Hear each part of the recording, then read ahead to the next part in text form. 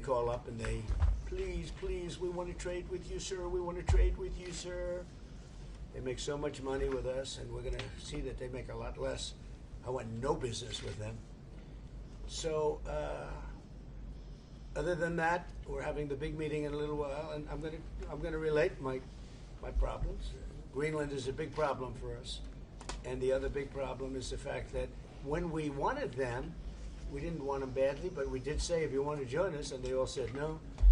But when they could have, they weren't there for us, and we've been there for them. We spent over $1 trillion over the last short period, $1 trillion, in order to protect these countries from Russia, and has nothing to do with us. We have an ocean, but it's been a long-term thing, and they haven't treated us right. And Mark understands that. He understands that, and we're going to work something out, I think, one way or the other. But we've been treated unfairly. We pay disproportionately. We had a time when we were paying 100%. We were paying 100% of NATO, and yet a lot of the countries weren't paying anything. But there was calls made a few weeks ago. I spoke with the UK, and the Prime Minister said, well, we don't want to help you now, but we'll help you when the war's over. I said, that's not good. And likewise, I spoke to Germany. They didn't want to help. Spoke to France. They didn't want to help. Nobody wanted to help. Some of the very small countries wanted to help because they're the most vulnerable. I mean, that's the only reason they wanted to help. So I appreciate you being here. We're going to be going back together, many of us together. And again, I want to say, despite the fact that I'm very upset with NATO, that we pay far, far too much, billions and billions of dollars too much, because it's unfair, because we're protecting them. So we protect them, but they're not there for us. Think of it. Doesn't work. But I want to say this is a great leader. They're lucky they have him. It's their biggest asset. You want to know the truth? So, Mark, would you say a few words? Absolutely, and thank you so much, Mr. President, dear Donald. Let me start with Iran. We discussed it last night at the Presidential Palace. I think what you did, degrading the nuclear capability, crucial for Israel, the region, for Europe, degrading the ballistic missile capability of Iran, crucial for Israel, for the region, for you, for the whole world. And then trying to bring this to a peaceful end. They attacking ships yesterday. I think what you did last night was absolutely necessary. It was a very strong response, and I'm with you on this. It's really important. When it comes to NATO, what you have achieved, and this is a huge win. And I just want to say this again: the last 2 years, Canada and European NATO nations spending $215 billion more in 2024 and 2025 and 2026 compared to 2024. This is staggering, 258 billion. In the meantime, almost 200,000 jobs in the US being supported by all the investments by countries in the United States in the defense industrial base, buying from the defense industrial base from the US companies. So here you see there is you have been able to really get them to step up, to do this. And when it comes to Iran, I know you're disappointed. We discussed it a couple of weeks ago. I would say these are isolated cases. 5,000 planes taking off from European airports in support of Epic Fury. It was Europe as one big platform of power projection for the United States, helping with Epic Fury, including countries you mentioned, Germany from day one, France, and many others. We discussed the Bucharest airport, which was closed for a couple of days for commercial traffic because you needed it for Epic Fury, and they were totally United fine. Kingdom wouldn't let us use the island for 2 weeks, so we had to fly back. No, so I'm saying you're right. There are isolated and cases. Italy was very bad, having to do with their bases, as you know, and a couple of others. So but still, generally, 5,000 is huge. And you mentioned Spain. Even you got Spain to pay 2%. They made a huge step in last year. So there's still issues we have to solve. But hey, also even Spain, I would say they got to the 2%. And I know you have a very strong relationship with the United Kingdom, the King, but also you personally always with Keir Starmer, who is now leaving office. He has now also committed to spend another $20 billion extra, 15 billion pounds on defense. So I would argue, without you in this chair, this would not have happened. It is, of course, because of Russia, but also because of you. So grab to win, it's there. You did this. It was The Hague, and now they are implementing it. And on Greenland, you and I made a deal in Davos. I will make sure that that deal is step by step being implemented. that you can deploy, if you want, the Golden Dome on Greenland. You have your trilateral talks, Marco is leading them, from your side with the Greenlanders and the Danes, when it comes to if they would change their constitutional position in the kingdom, etc. But hey, I mean, just so they understand, Greenland is very important for the United States, but it's not important for Denmark. In fact, when Denmark was overrun by the Nazis in less than 1 day, Hitler beat them out in 1 day, took over. They asked us to take care of Greenland. In fact, we took Greenland, and then stupidly we gave it back. We shouldn't have given it back to them because we're the ones that need it. We need it for protection of the world, not just the United States. And it's very important. It doesn't help Denmark, but it helps us. And it's very important for us. And again, they were defeated very quickly. Denmark was beaten in 1 day, less than 1 day, by the Nazis, by Hitler. And when this happened, they immediately switched it over to us. We owned it. We had it. We were taking care of it, and then we gave it back, which is, I don't know why. I wouldn't have given the Panama Canal back either, you know, so what do I know? I certainly wouldn't have done that because China's trying to take over the Panama Canal, and that's not going to happen. So, but I just, you know, it's interesting. I'm very unhappy with NATO, and yet this man is a great leader, and he gets it. He gets it maybe better than some of the leaders. but also your allies get it, thanks to you, and that is important. Yeah. I could not do this without you. It's too bad Biden didn't do it, or Obama. Hey, but you are here now. Obama. And you and Trump 45, and Trump 47, in total more than $1.2 trillion. I call this the Trump trillion. No, it's true. $1.2 trillion extra spent by Canada and the And I'm not only blaming NATO. They got a free ride. And not if anymore. Biden had any brain, which he didn't, he would have said, you got to pay more. And same with Obama. Two bad presidents. But they could have asked, and you would have done that too. It would have been, I mean, who knows? But who knows if they would have done it. happen, and it is And huge. it should have happened years ago. And it couldn't. But Obama didn't do it. And Biden didn't do it. And frankly, Bush didn't do it either. But you did what Eisenhower started trying to do, equalizing the He Europeans. tried, yeah. Eisenhower tried. And all the other presidents, none of them were successful. You were the first one. It's your win. Your win in the Hague. That's why I like him. And you win now. That's why I like him. This is true. Without you, this would not have happened. Really, Do you have any questions? Mr. President, is the ceasefire over? Is the ceasefire done? Is the MOU dead? It's a very interesting question. To me, I think it's over. I don't want to deal with them anymore. They're scum. You know what scum is? They're scum. They're sick people. They're led by sick people. And they're vicious, violent people. And if they had a nuclear weapon, they'd use it. As far as I'm concerned, it's over. I'll speak to our negotiators. They want to negotiate. They're good people. Steve Witkoff, Jared Kushner. But they have to come back to me. As far as I'm concerned, it's just a waste of time dealing with them. They're liars. We make a deal. And if I make a deal with him, we have a deal. And he goes out, he talks. We make a deal. Everyone's agreed. No nuclear weapon. We make a deal. They go outside, talk to the press. They say, we never even talked about it. There's something wrong with them. They're cuckoo. As far as I'm concerned, it's over. These talks won't resume after we get through the funeral proceedings. What? Does this mean that talks with Iran will not resume? I don't care. They can talk, but I think they're wasting their time. They're a bunch of lying guys. I do my whole life. That's all I do is deals. My whole life that's how I became president. I guess that's a deal too, right? But I made a lot of money. I had a lot of great success, tremendous success. Everything I did, I was successful. And I deal with these guys, and I say, this is from a different school. They're liars. They're cheats. They're sick people. They've hurt their people. They killed 54,000 people as of now that were protesting. You know, when people say, how come they haven't taken over? They can't take over because they're dead. They killed them. Nobody's going to take over. They have no guns, and the other side has machine guns. And they're killing them. The press doesn't report it. But they're bad people. They're bad people. And frankly, I don't want to waste my time with them. Now, I'll let our wonderful negotiators keep talking if they want, but I don't see it. I don't like these people. You know that? I like him. I like the leaders. I think all of these leaders. Great. And they love you. I think they didn't treat the United States fairly for many years, but that's okay. But they're sane, rational, good people. Most of them. I don't like a couple of them, to be honest with you. But there are a couple I don't like much. But I like keep that I like Erdogan. I'll tell you, I like President Erdogan. He rolled out the red carpet. He's terrific. You know, he could have gone into the war. A lot of people saying, like with Bibi, I like Bibi. I think Bibi was a terrific wartime prime minister. But Bibi said rough things yesterday about Turkey and Erdogan. And I said, you know, I spoke to him. I said, he could have gone into the war because he doesn't like Israel much. And he doesn't like Bibi much. And he didn't go because of me. And this is a military power.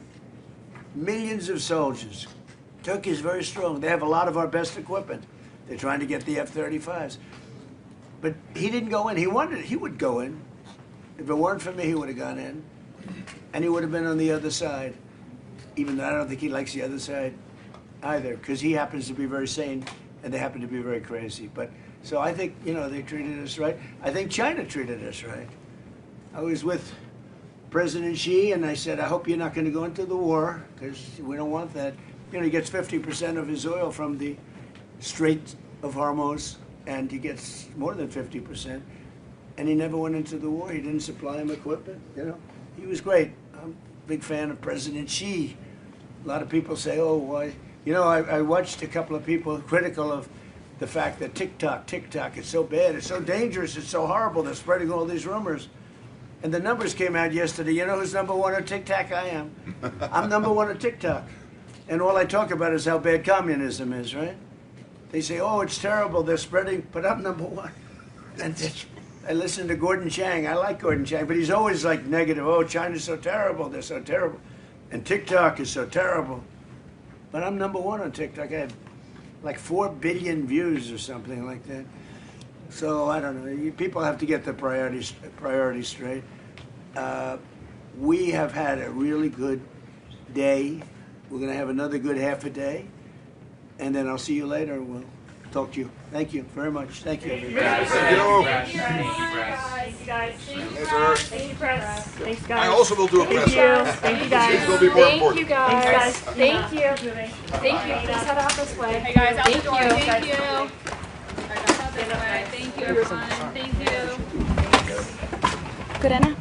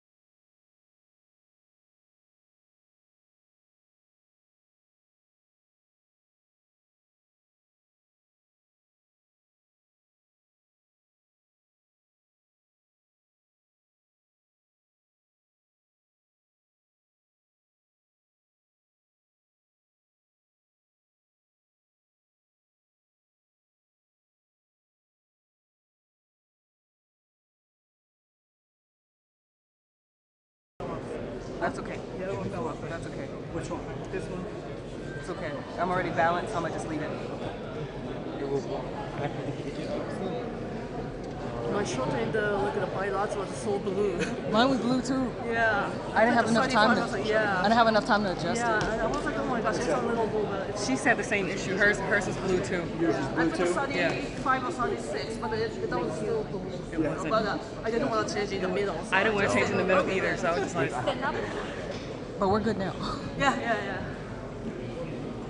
Color temperature like 47.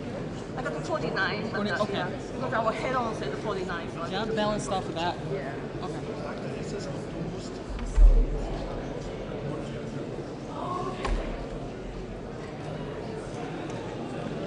Are we good on audio? Mr. Fletcher? Yes. Good on audio? Yeah. Okay. You got audio, right? Yep, I got good. You got audio? Yep.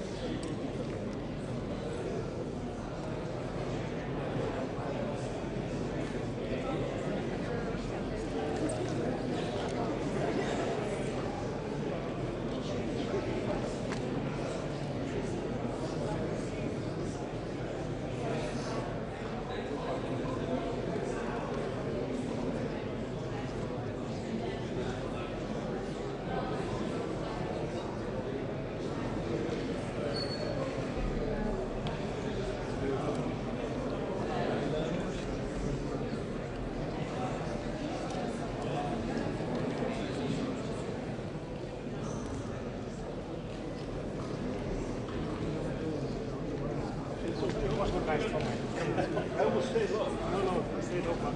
It was really not nice from my side. Yeah. Thank you.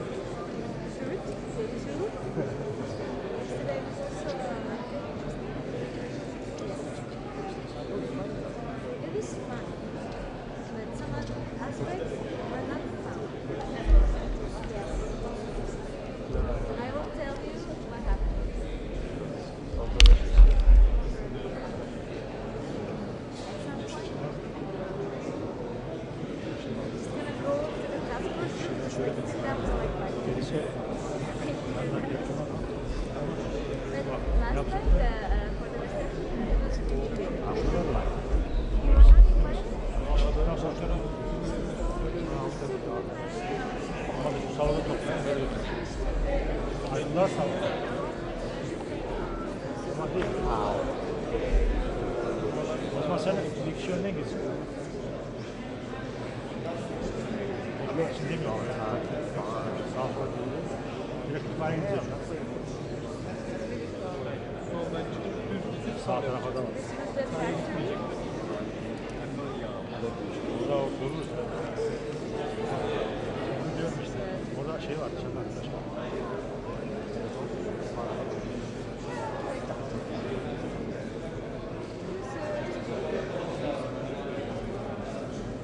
Because I'm not one of yours, so I don't get to see his. I don't have that. So it's specifically saying.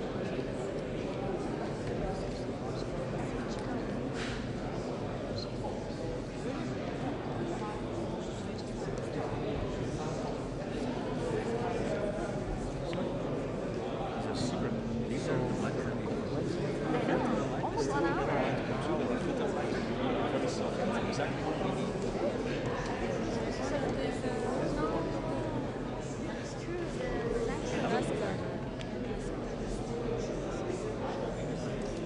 Biz yapıyor. Hadi bir de okuyun. Birbirlerine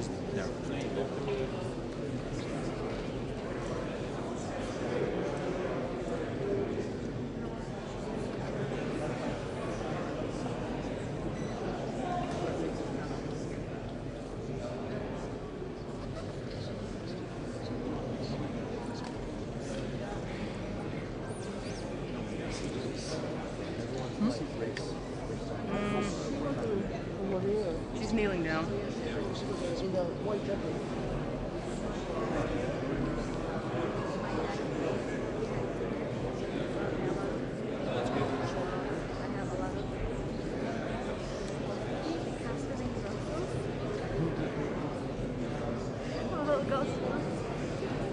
Probably you might have to the customer. I'm not gonna sell this one.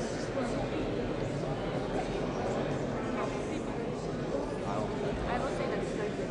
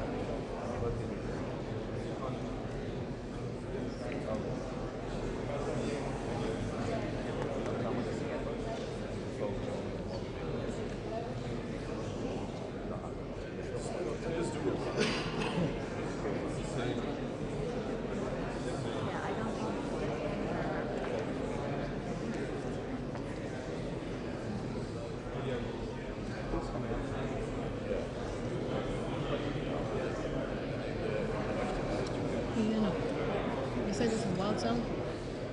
What's that? Is this wild sound again? Wild sound. Wild sound. Like, is it just wild sound from here? Oh.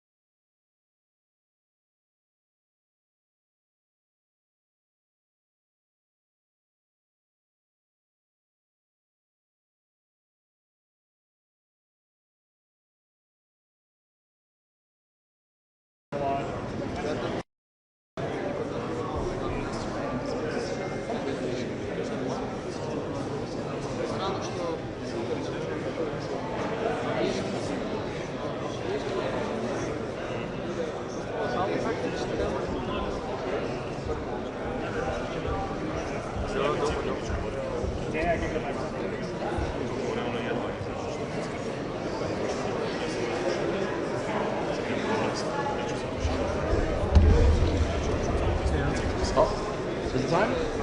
All right. All right, Alex. Best. Kalkıyorum ona göre. Çünkü daha da kalktım oturmam lazım.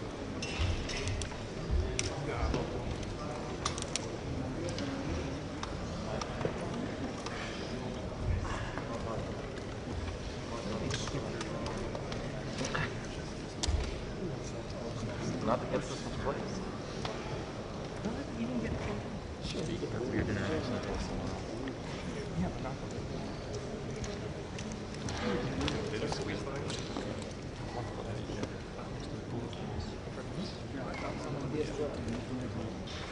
you can pop up, I will slide right beside you. Whatever you need. Okay, there you go. It's You're my good. camera. No, you're good. You're good. How are you? We're doing hard. Yes, sir. Yes, sir. Thank you. You're good. You're good. Daniel, are you okay, buddy? Daniel, you okay? Yeah, he's okay. Anybody's way. Daniel's always okay. Yeah. You all right? Yeah. Oh, yeah. Just take. Yeah. Right. I think Daniel, if you slide more to your left, you're safer. I would, but there's okay. a backpack there. Oh, I can. That was fine. There you go. There you go. You good? Okay. He's okay. Yeah. He's okay.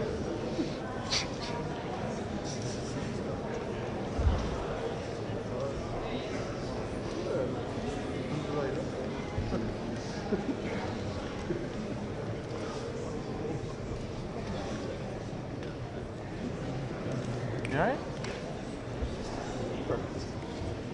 I don't want to fall on the camera. You're good. It is. Unbelievable. Outrageous. If it weren't just so believable. Outrageous. Doug, Win, you okay, guys? Friends, Roman, cousin.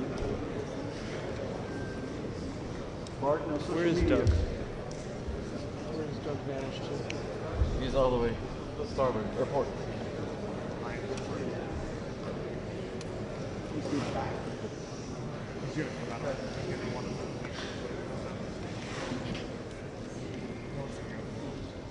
Arlington is one of the.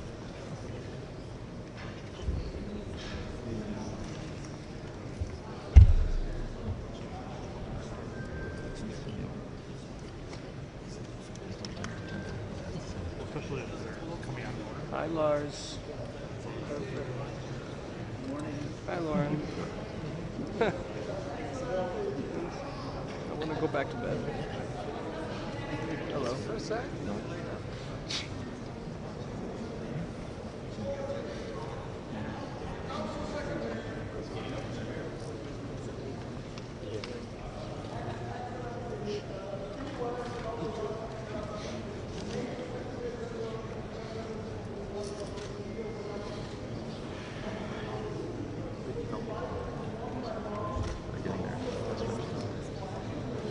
Go directly to your mom. If you don't know which country to visit, please ask. Just ask.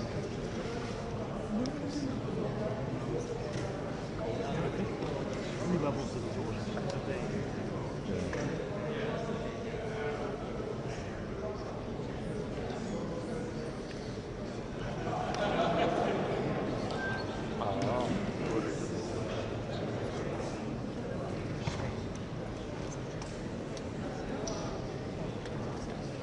I bet they've been asked to leave. You don't stick around. You want to know?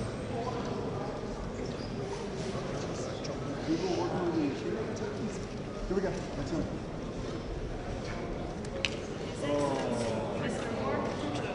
NATO Secretary General. His Excellency, Mr. Recep Tayyip Erdogan, President of the Republic of Turkey.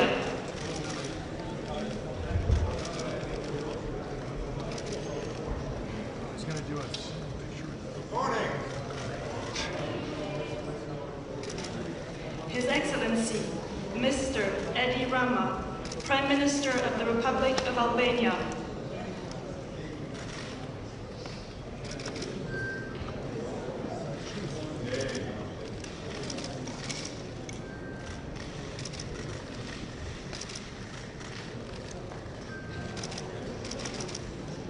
His Excellency, Mr. Luis Montenegro, Prime Minister of the Portuguese Republic.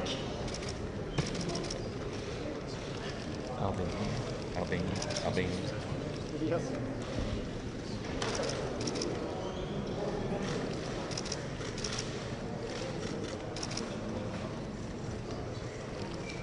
His Excellency, Mr. Andrej Babis, Prime Minister of the Czech Republic.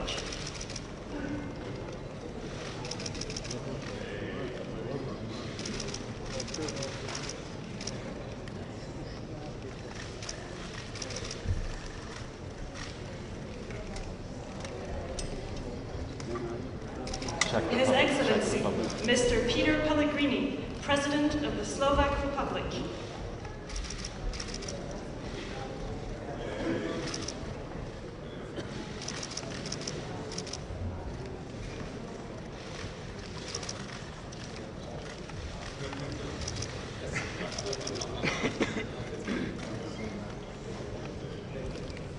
His Excellency, Mr. Janez Janša, Prime Minister of the Republic of Slovenia.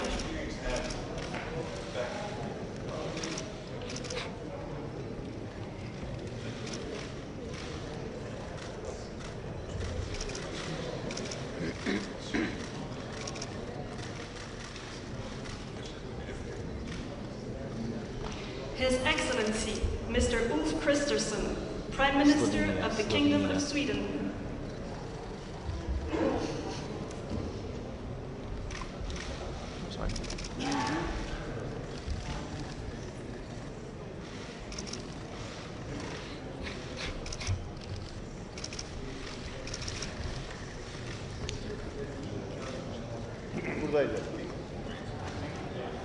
His Excellency, Mr. Kyriakos Mitsotakis, Prime Minister of the Hellenic Republic.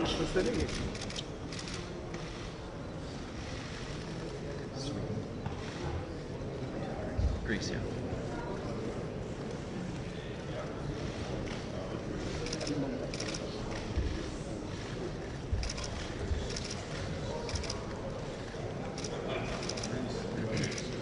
His Excellency, Mr. Nicușor Dan, President of Romania.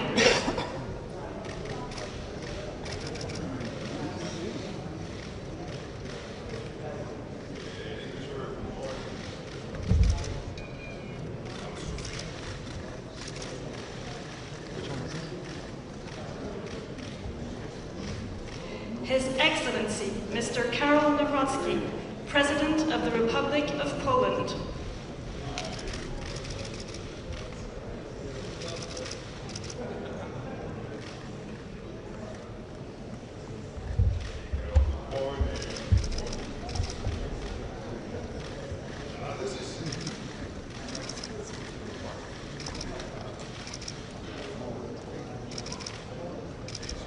His Excellency, Mr. Gitanas Nausėda, President of the Republic of Lithuania.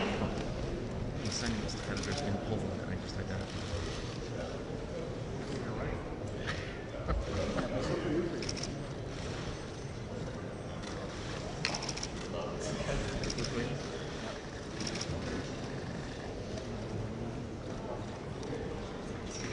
His Excellency, Mr. Kristen Michal, Prime Minister of the Republic of Estonia.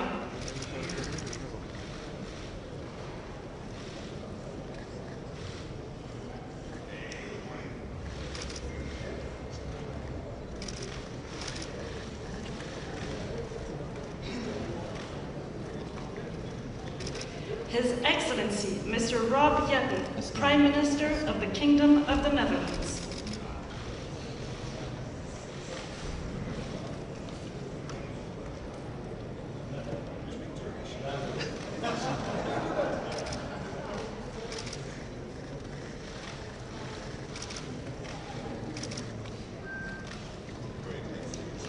The Right Honourable Mark Carney, Prime Minister of Canada. Netherlands.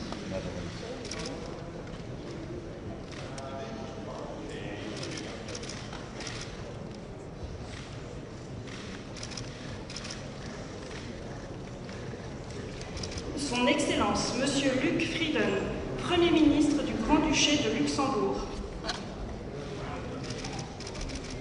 Canada.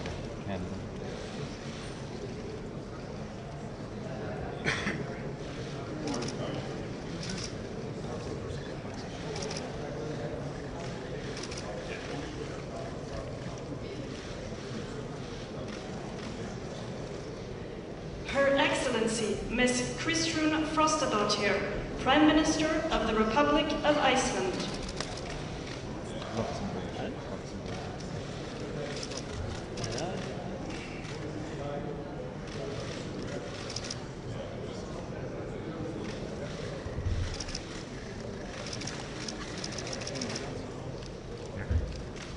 His Excellency, Mr. Jonas Gahr Støre, Prime Minister of the Kingdom of Norway.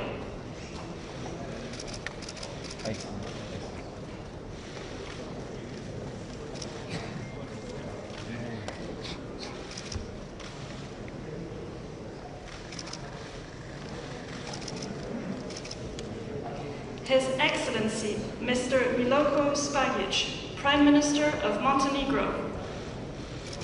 Norway.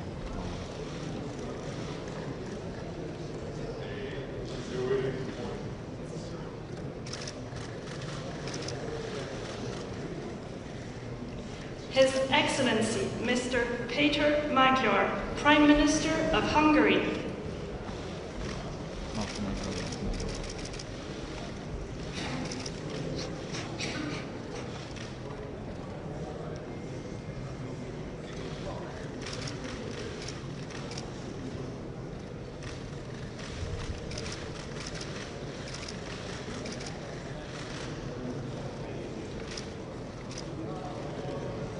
His Excellency, Mr. Rumen Radev, Prime Minister of the Republic of Bulgaria.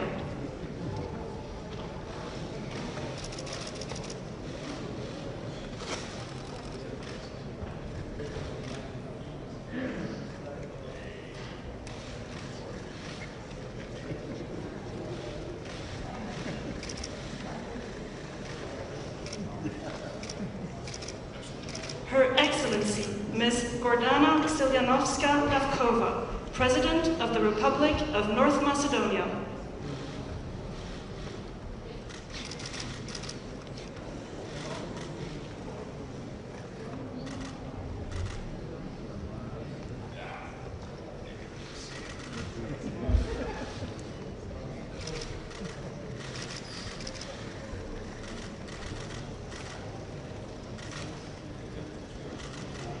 His Excellency, Mr. Zoran Milanovic, President of the Republic of Croatia. No.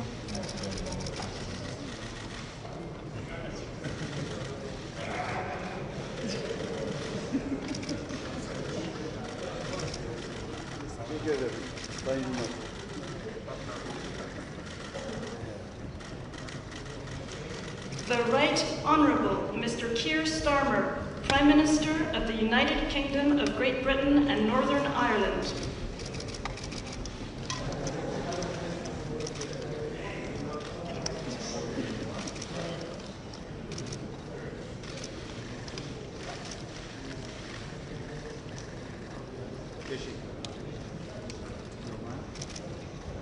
His Excellency, Mr. Bart de Wever, Prime Minister of the Kingdom of Belgium.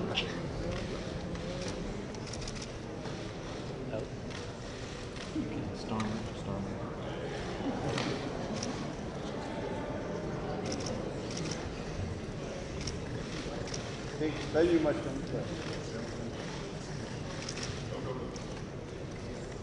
Thank you. His Excellency, Mr. Pedro Sanchez, President of the Government of the Kingdom of Spain.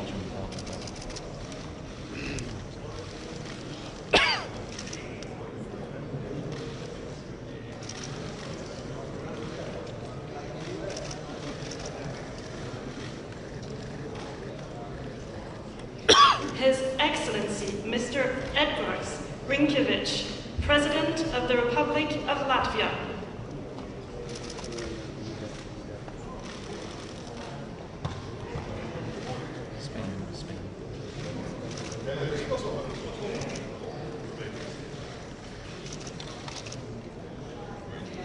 Her Excellency, Ms. Giorgia Meloni, President of the Council of Ministers of the Italian Republic.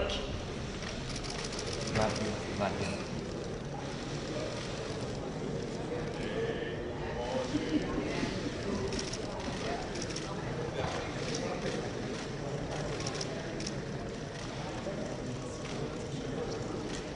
His Excellency, Mr. Friedrich Merz, Chancellor of the Federal Republic of Germany.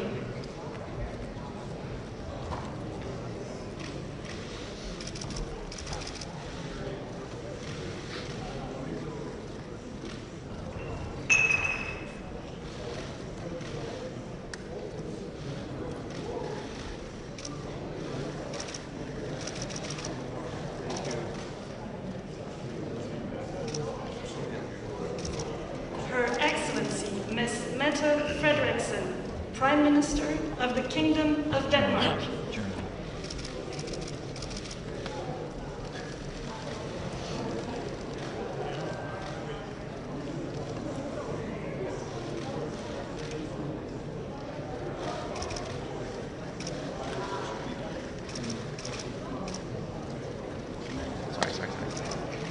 His Excellency, Mr. Alexander Stubb, President of the Republic of Finland.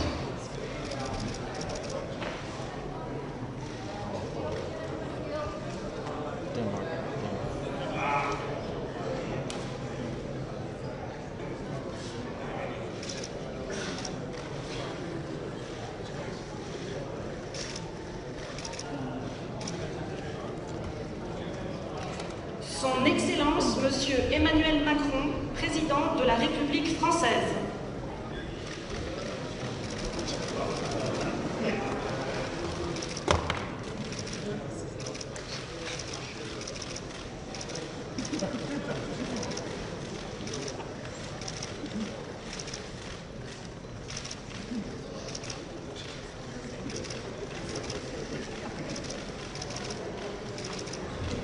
The Honorable Donald Trump, President of the United States of America.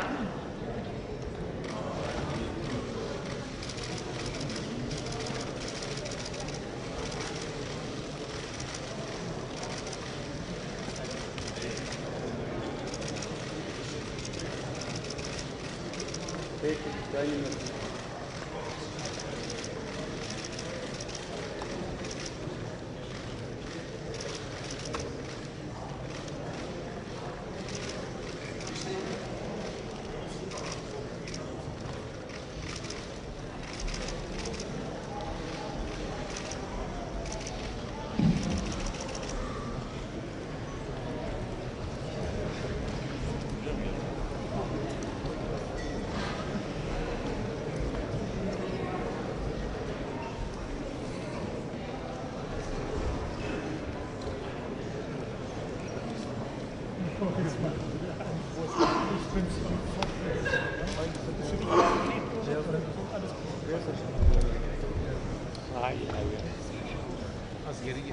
I know.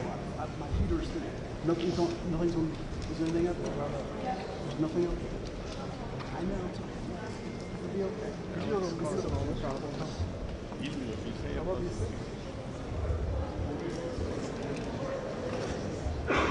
Alex is our problem child. Always. Oh, honey. Oh. I think that's a separate issue.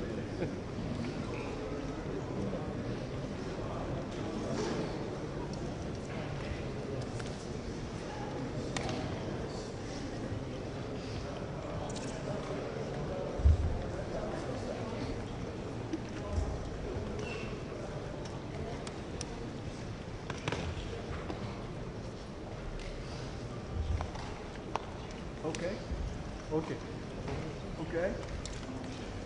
Not possible.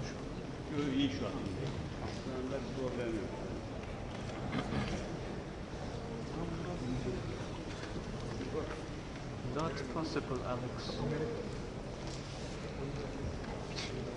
Stefan.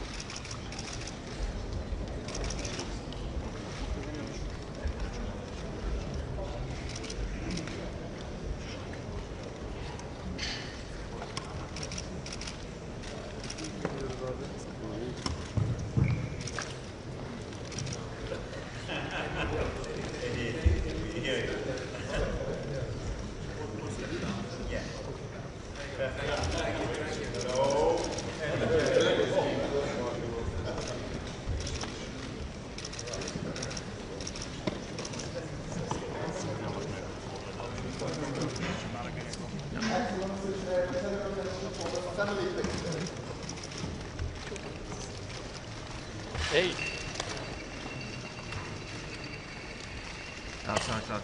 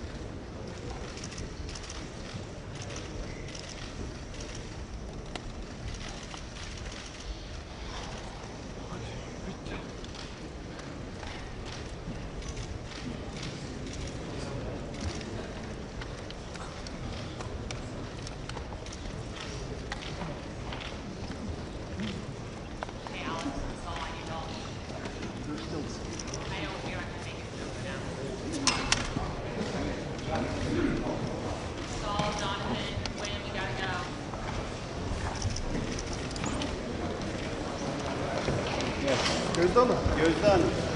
Hadi gidelim.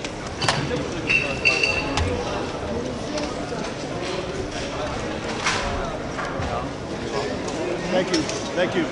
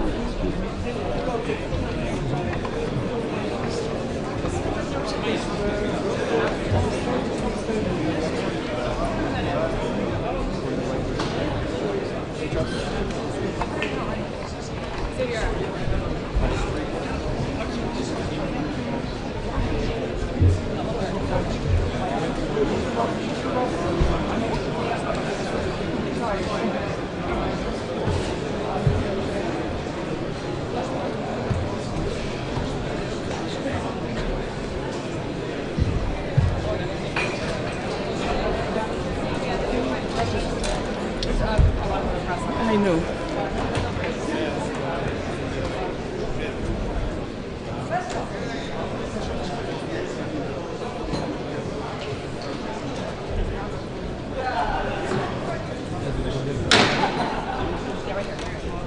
Please take your seats, dear colleagues, and a warm welcome to this summit. And without further ado, it is my honor and pleasure to give the floor to our host, President of the Republic of Turkey. Please, President Erdogan, you have the floor.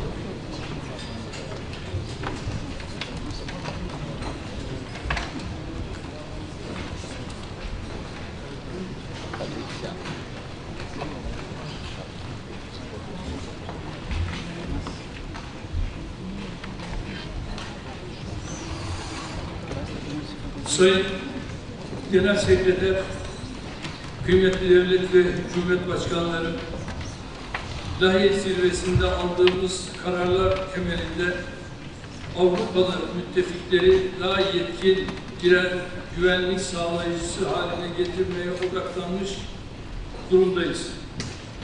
Türkiye olarak 2030 yılından önce savunma harcamalarımızın oranını %3,5 düzeyinde yükseltmek için tedbirlerimizi aldık. Güvenlik ve dayanıklılıkla bağlantılı harcamalarda ise şimdiden %1,5'luk bütçe payına ulaştık. Böylece %5 hedefine Lahey'de belirlenen 2035 yılından 5 sene önce erişmeyi hedefliyoruz.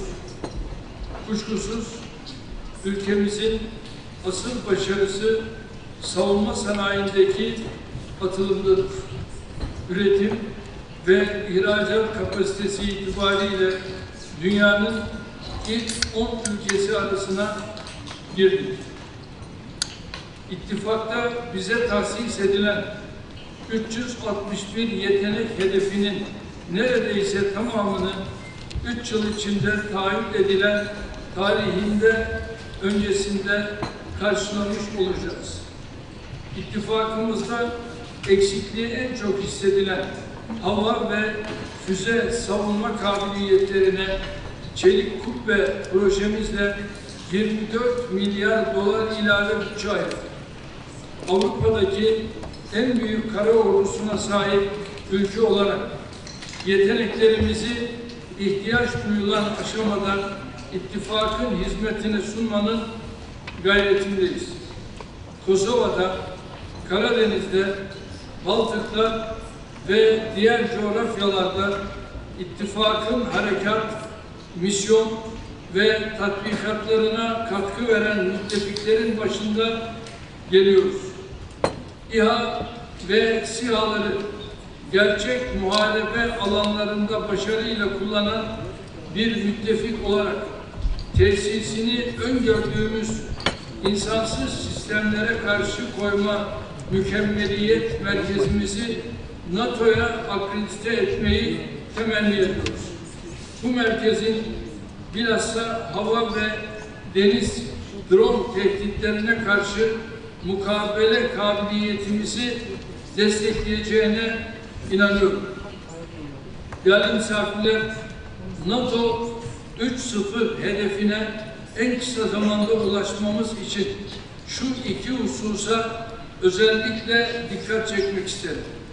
Birincisi, savunma sanayi başta olmak üzere savunma işbirliğinde müttefikler arasındaki kısıtlamaların kaldırılmasıdır.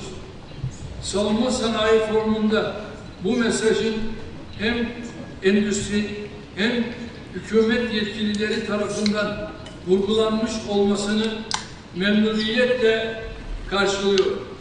İkincisi, Avrupalı müttefikler olarak kıta savunmasında daha fazla sorumluluk üstlenirken ittifakın bütünlüğünü ve transatlantik ilişkileri zayıflatabilecek tasarruflardan da kaçınmamız gerekiyor.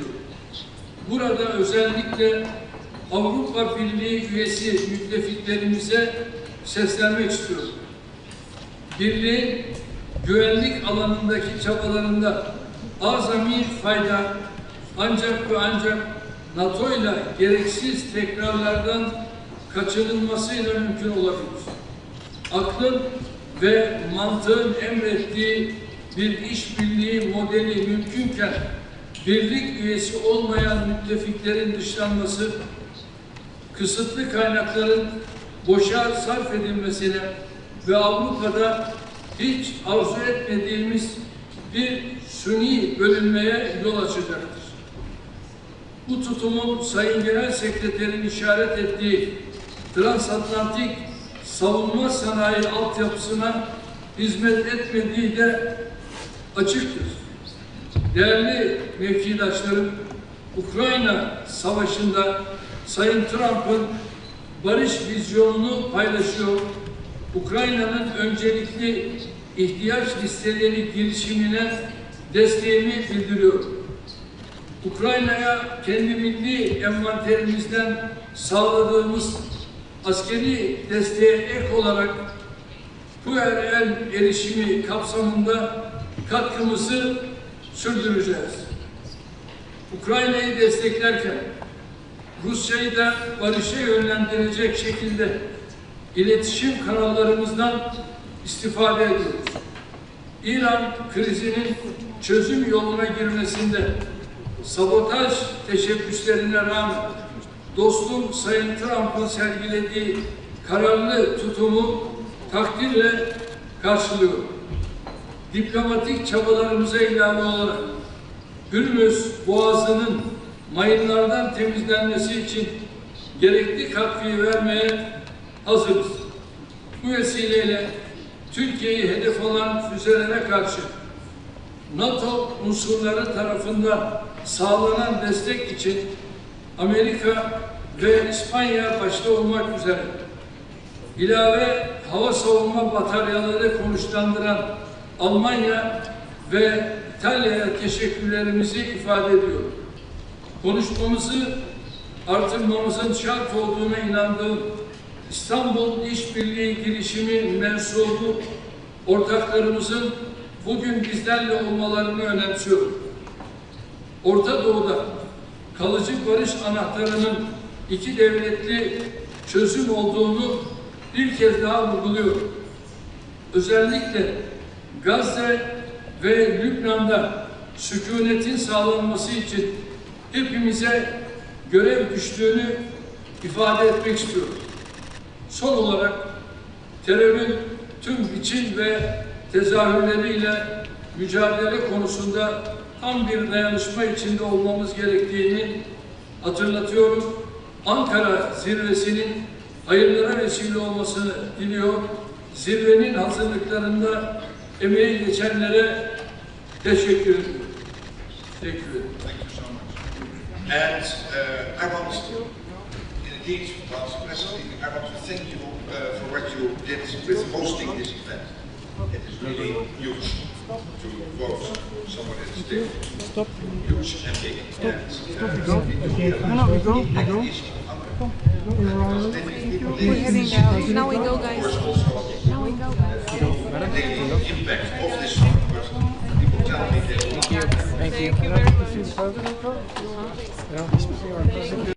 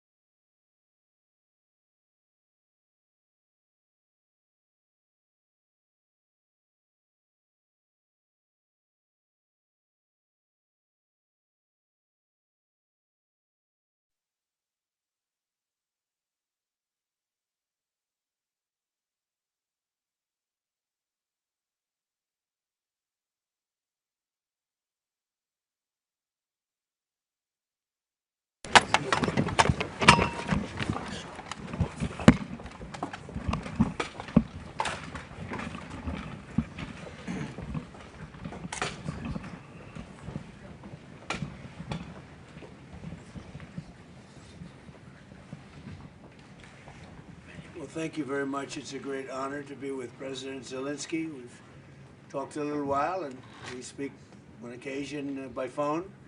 We had a great talk the other day, I think, very positive. And I think we have some very good stories to tell, what's going on.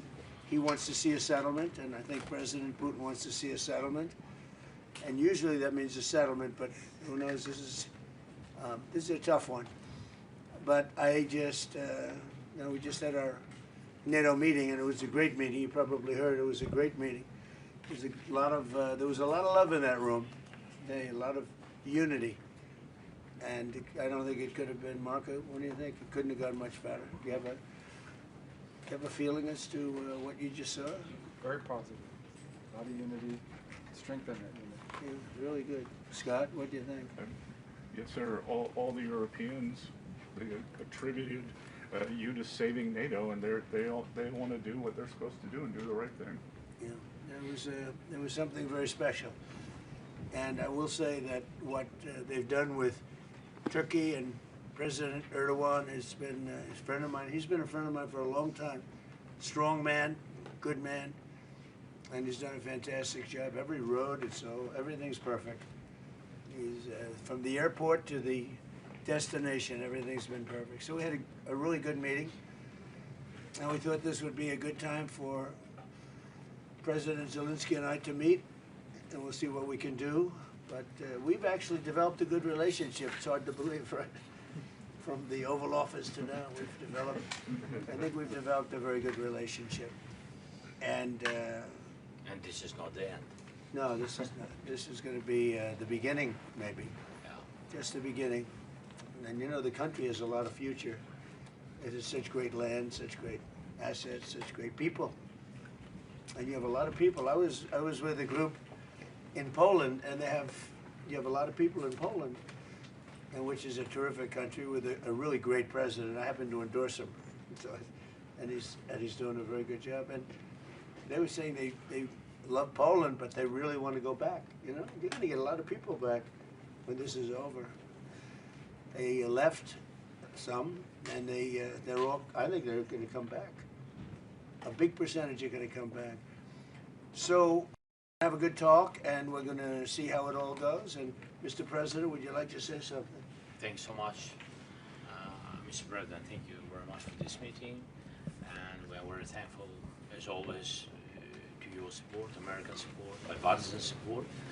Thanks for the invitation to this summit, and I think that I agree with you. We have a lot what to discuss and what to speak about, and of course we are thankful for the Pearl program, and we want to share with you some details what we want to raise during our meeting. Air defense is the priority. The second point, or maybe the first, about negotiations. I think, yes, we understand what to do. It's our estimation what to do, how to bring this, and I hope that we will do. I'm sure that we will do everything to stop this war. Yeah, and I'm very happy that our side began to work on drone deal, and it's very good beginning. And I hope that today I will have possibility to also to discuss with you some very important details. Thank you so much. Well, we've settled a lot of wars, and this one is the one that I thought maybe would be the easiest. But Putin's a difficult character, and this guy's a difficult character. It's not the easiest thing, and there's a lot of commitment, and there's a lot of love of the countries and everything else. But I think we've made a lot of progress in the last couple of weeks, and we'll see how it all goes. So, do you have any questions? President Trump, sir. President Trump. With the Iran ceasefire possibly over, can we expect the resumption of full-scale hostilities? They are behaving very badly, as they have for 47 years. And, you know, we hit them hard last night after they launched a couple of, you don't have to know about this, you got stuff on your mind, but they launched a couple of drones and one rocket, one missile, and at ships, because they were in the strait, which they have every right to be. And so we hit them very hard last night, very, very hard. Probably hit them hard again tonight. I'll give them a little warning, we're going to hit them hard tonight. But we'll see how it all works out. No, I'm not happy with them. You know, it's like For instance, we'll have a meeting and we'll talk about the denuclearization of Iran, because that's what the war is. It's not a war, it's really the denuclearization of Iran. And we'll have a meeting and we'll talk about just that. That's because my whole thing is not about regime change. It's not about, although I think it's regime change when you knock out the first group, the second group, and now you're at the, I think that's maybe the ultimate regime change, but that's not what it's about. It's about, we don't want them to have nuclear weapons, and it's denuking or denuclearization, and I think we've made a lot of progress, and they'll get out of the room. We'll talk about it like we're here. They'll agree on everything, and then they'll go have a news conference and say we never even talked about it. They're cuckoo. There's something wrong with these people. And for 47 years, they've been the bully of the Middle East, and they're not the bully anymore. They're not the bully anymore. And all we want, it's very simple. They can't have a nuclear weapon. That's what I'm there for. President Trump, sir. President Trump. If they did, they'd use it, and we're not going to let that President out. Trump, sir. Daniel? You've made a career making deals in very challenging situations. Speaking to President Zelensky, speaking to President Putin, in your view, sir, what is the most pragmatic pathway forward to finding a long-term peace deal? I just think they're going to make a deal. Look, this deal has been in the works for a long time. It's got the pluses, the minuses. They know what it is. He knows what it is better than anybody. And I just think it's sometimes, you know, I used an analogy, and it sounds simple, but it's sort of true. You have two kids in a park, and they don't like each other, and they start fighting. Sometimes you have to let them fight, let them see that it's tough. You know, it's tough. Fighting is tough. And he's done an amazing job. Look, he's been very effective. Now he's had the best equipment because he's had our equipment, and he's had great. But somebody has to use that equipment, and you have a lot of brave people that are using that equipment. And Russia, you know, it's a big country, but it's a big force. Russia's always been a big fighting force, so you know it's. But I really believe it's ready. It's very interesting because you'd almost say it's worse than ever, and maybe it isn't. Sometimes with war, and you study war, and I've studied it so long, for years, long before I did this, sometimes it's when it gets the worst. And I don't know that it's the worst right now. It's consistently bad. They lost 25,000 people were lost, kids, young people, last month. And we had a month, 35 2 months ago. And I would say more Russians. And but it's just, they're people. They're people. And there's actually very little difference between the people. I mean, you know, it's like the Russians and Ukrainian people. And they can get along, but it's a nasty war. Thousands and thousands, mostly soldiers, are being killed. The battlefields, I see pictures and it's horrible. He thinks it's horrible. We all think it's horrible. And the president wants to get it done, and I believe that President Putin wants to get it done, and that should be a good combination. Thank you. Mr. President, what is your assessment on Ukraine's strike on Russian oil refineries and military factories? Where are you from? Ukraine. Phrase the question differently, please. Ukraine delivered strikes on Russian military factories and on oil refineries, and they ran out of gas. Marco, why don't you answer that? Because you're right in the middle of it. Yeah, no, I think what you're discussing is the ability of Ukraine to reach deep inside of Russia and conduct strikes. Sure. I think that's one of the dynamics that's changed in this war over the last few months, and that is that the Russians are finding it more difficult to defend their own airspace. And what we hope that means is that it's going to create the space now to negotiate the end of this war. It's an escalation, but it's also an escalation that can help lead to an end. And, Mr. President, what makes you think that Mr. Putin might be seeking for the settlement? So where are you from? Radio Free Europe's Ukrainian service. I'm from Ukraine. Okay, good. Because I talked to him. I talked to President Zelensky, and I think that's all I've done. My whole life I made deals. That's, I guess becoming president was making a deal, right? It was like a lot of little individual things. In the end, it's making a deal. And that's what I do. And I do it well, and I know when people want to make a deal. I think he wants to make a deal. And I do feel that President Zelensky would like to get back to rebuilding his country as opposed to, having all of this death and destruction. Ukraine has tremendous potential. He understands that. We talk about that. He talks about that more than he talks about the war.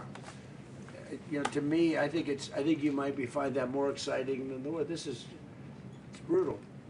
The other's the beauty of it. I think he'll build a great country. I think he's going to build it. We have a little stake in that country, because we have some land in that country, but we have minerals. It's among the wealthiest. It's among the best land anywhere in the world for rare earth. And we have some Russia is bombing my we have safety some rare account. earth. I look forward to taking advantage of it at the right time. Mr. President, Europe to make Patriot missiles in Europe. He's one of my favorite soldiers. I see him. He's central casting. You doing okay? Yes. We see him at meetings. He's good. He's done a great job. Great job. Trying to do our best. Great hero, actually. Mr. President, will you allow Europe to make Patriot interceptors in Europe? Are you comfortable with licensing that technology? About what? Patriot interceptors to be made in Europe. And you're talking with respect to Ukraine. Well, we're going to talk about that. Look, it's a defensive weapon, which I like, better than an offensive weapon. It's the best. So I was saying we have an aircraft carrier, which is one of the most beautiful in the world. It's one of the biggest, the Abraham Lincoln. And 2 months ago, we had 100, I told this story yesterday, we had 111 missiles shot by the Islamic Republic of Japan.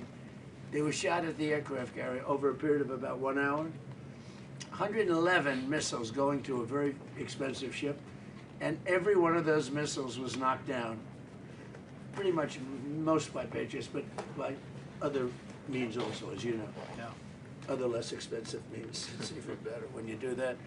But out of the 111 missiles, every one of them was shot down. It didn't hit the ship, and bad things happen, right, when that happens. So think of that, over a period of 1 hour, these missiles are coming at you, and every one of them shot down. So I think one of the things we're going to be talking about is, as you know, the companies, we have great power over the companies. Those companies that make the Patriot and make all of the great stuff, the Tomahawks, all of the great stuff. We have the best stuff.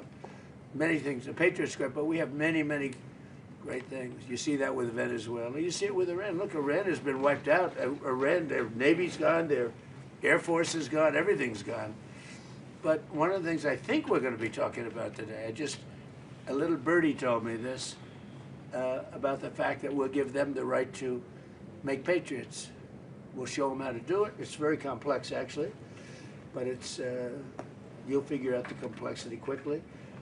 And we're talking about that, and the company that makes them, which is building now 4 plants, all of our companies, will be able to do this in 2 to 3 months. If you order a Patriot, now you have to wait a long time for them. Same thing with Tomahawks. We have a lot of certain equipment, but they call it the elite equipment, and you don't need elite equipment necessarily for a war. But so one of the things we're going to be talking about is we're going to give a license to you to make Patriots. That's pretty cool, right? This way you can't complain that we're not giving them enough. I say make them yourself. We haven't informed the company of that yet, but that'll work out all right. I'm sure they'll be thrilled. But they'll be able to do it. You'll be able to figure that out. Most countries couldn't do that. Yeah. If I said that to most countries, they wouldn't know what I'm talking about. But this is a very ingenious group. And what I like about that, it's a defensive situation as opposed to an offensive. But I think one of the things you might want to be talking about is that. That's what I heard. Little birdie told me that. President, on Iran, can you clarify, does the end of the ceasefire mean that we are back to a full-scale military conflict? Look, they violate the agreement every day. They lie, they cheat, they kill people. They've been killing people for 47 years. They knocked out the SS Cole. We lost, 200 people more. That was a long time ago. For 47 years, no president did anything about that. Well, Obama actually gave them vast amounts of money. you'd like this. He gave them a plane load of money, $1.7 billion in green cash. They loaded up a Boeing 757. Remember the old 750? It was a beautiful plane loaded up with cash. They took all the seats out, and they took all of the cash for Virginia, Maryland, and D.C. banks. They had no money. They took every ounce of cash, put it in, flew it to Iran, and gave them the money. I wonder what these guys thought of when the door opened and cash fell out of this big plane, beautiful plane. And then on top of that, they gave them billions and billions of dollars. And by the way, they gave it to the wrong country, frankly. You want to know the truth. And it began. That was pretty much the Obama deal. That was one of the worst tragedies that happened. That's what happened in the Middle East. That deal set back that whole situation. They went with, frankly, they picked the wrong country. They picked the wrong country.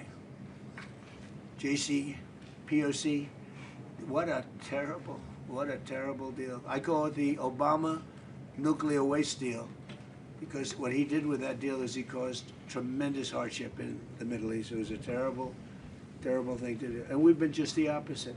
Our deal is a wall to a nuclear weapon. His deal was a road to a nuclear weapon.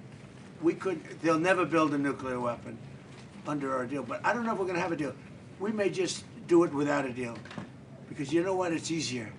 Because these people, they lie and they cheat, and you have an agreement, and they'll go outside.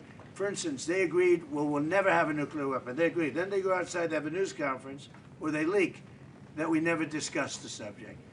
Now, who would believe we never discussed the subject? Because for me, that's 99.9% of what we're doing. It's denuclearization of Iran, okay? So, when you ask, our guys can continue. You know, Steve is great, and Jared, and all the guys. They know him very well. Yeah, actually, they're working on your stuff, too. I wonder which. I picked two beauties. You know what? We settled 8 wars. I got a couple of beauties here. But Steve's great, and Jared's great. You know, they're the right guys. And we'll see what happens. But I will say this. Iran, they've misbehaved for 47 years. They've killed our soldiers, they've killed our people, and they've killed a lot of people all over the Middle East and elsewhere. And the roadside bomb was their preferred, the preferred weapon was by Soleimani, the roadside bomb, where it would explode under a truck. We actually built trucks with floors, steel this thick. And then all they did was they made bigger bombs. And we have young guys around, not walking around because they have no legs, but their legs were blown off, their arms were blown off, their face was blown off, and they live because of modern medicine. You can do anything, but they're living like in hell. Their whole life changed because of Iran. And that was 96% of the people that used that, they were made in Iran.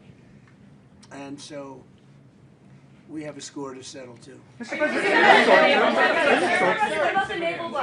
President, you say that President Putin is ready to finish this war. What if he doesn't? Are you ready to put pressure on Russia? Are you ready to put more sanctions? We have a lot of pressure on President Putin. You know, I don't think he likes what's going on. I don't think he's thrilled with what's happening. There's a lot of pressure on President Putin to get it done. I think there's pressure on everybody to get that one done. A lot of pressure. Mr. President, what's your security guarantee for Ukraine? The guarantee? Yeah, security guarantee for Ukraine. The security guarantee you're talking about? I mean, not that we want to do it. We'll do it to save lives. Look, Ukraine's very far away. We have an ocean separating us. What I'm doing is I'm trying to save lives. A lot of lives are being lost. I also think that it's a country with great potential. I think if this kind of brain power can go toward rebuilding the country instead of fighting a war, I think that country is going to do fantastically well. And likewise, Russia, look, they're devoting a lot of energy. you have a question for President Putin, please? Пане президенте, чи можете ви сказати, Do you have a що... question for President Putin? yes. Not Zelensky. Putin. Yeah, what would you like to ask him? Because I'm going to ask him that question. I have a question. Last year sleep you called Russia a paper tiger, referring that they're not doing Who, that who great. did I call? I'm from Telegraph UA, Ukrainian media. No, give us a question, not for Zelensky. Give us a question for Putin. Why is he attacking Ukrainian Because I'm speaking to him today.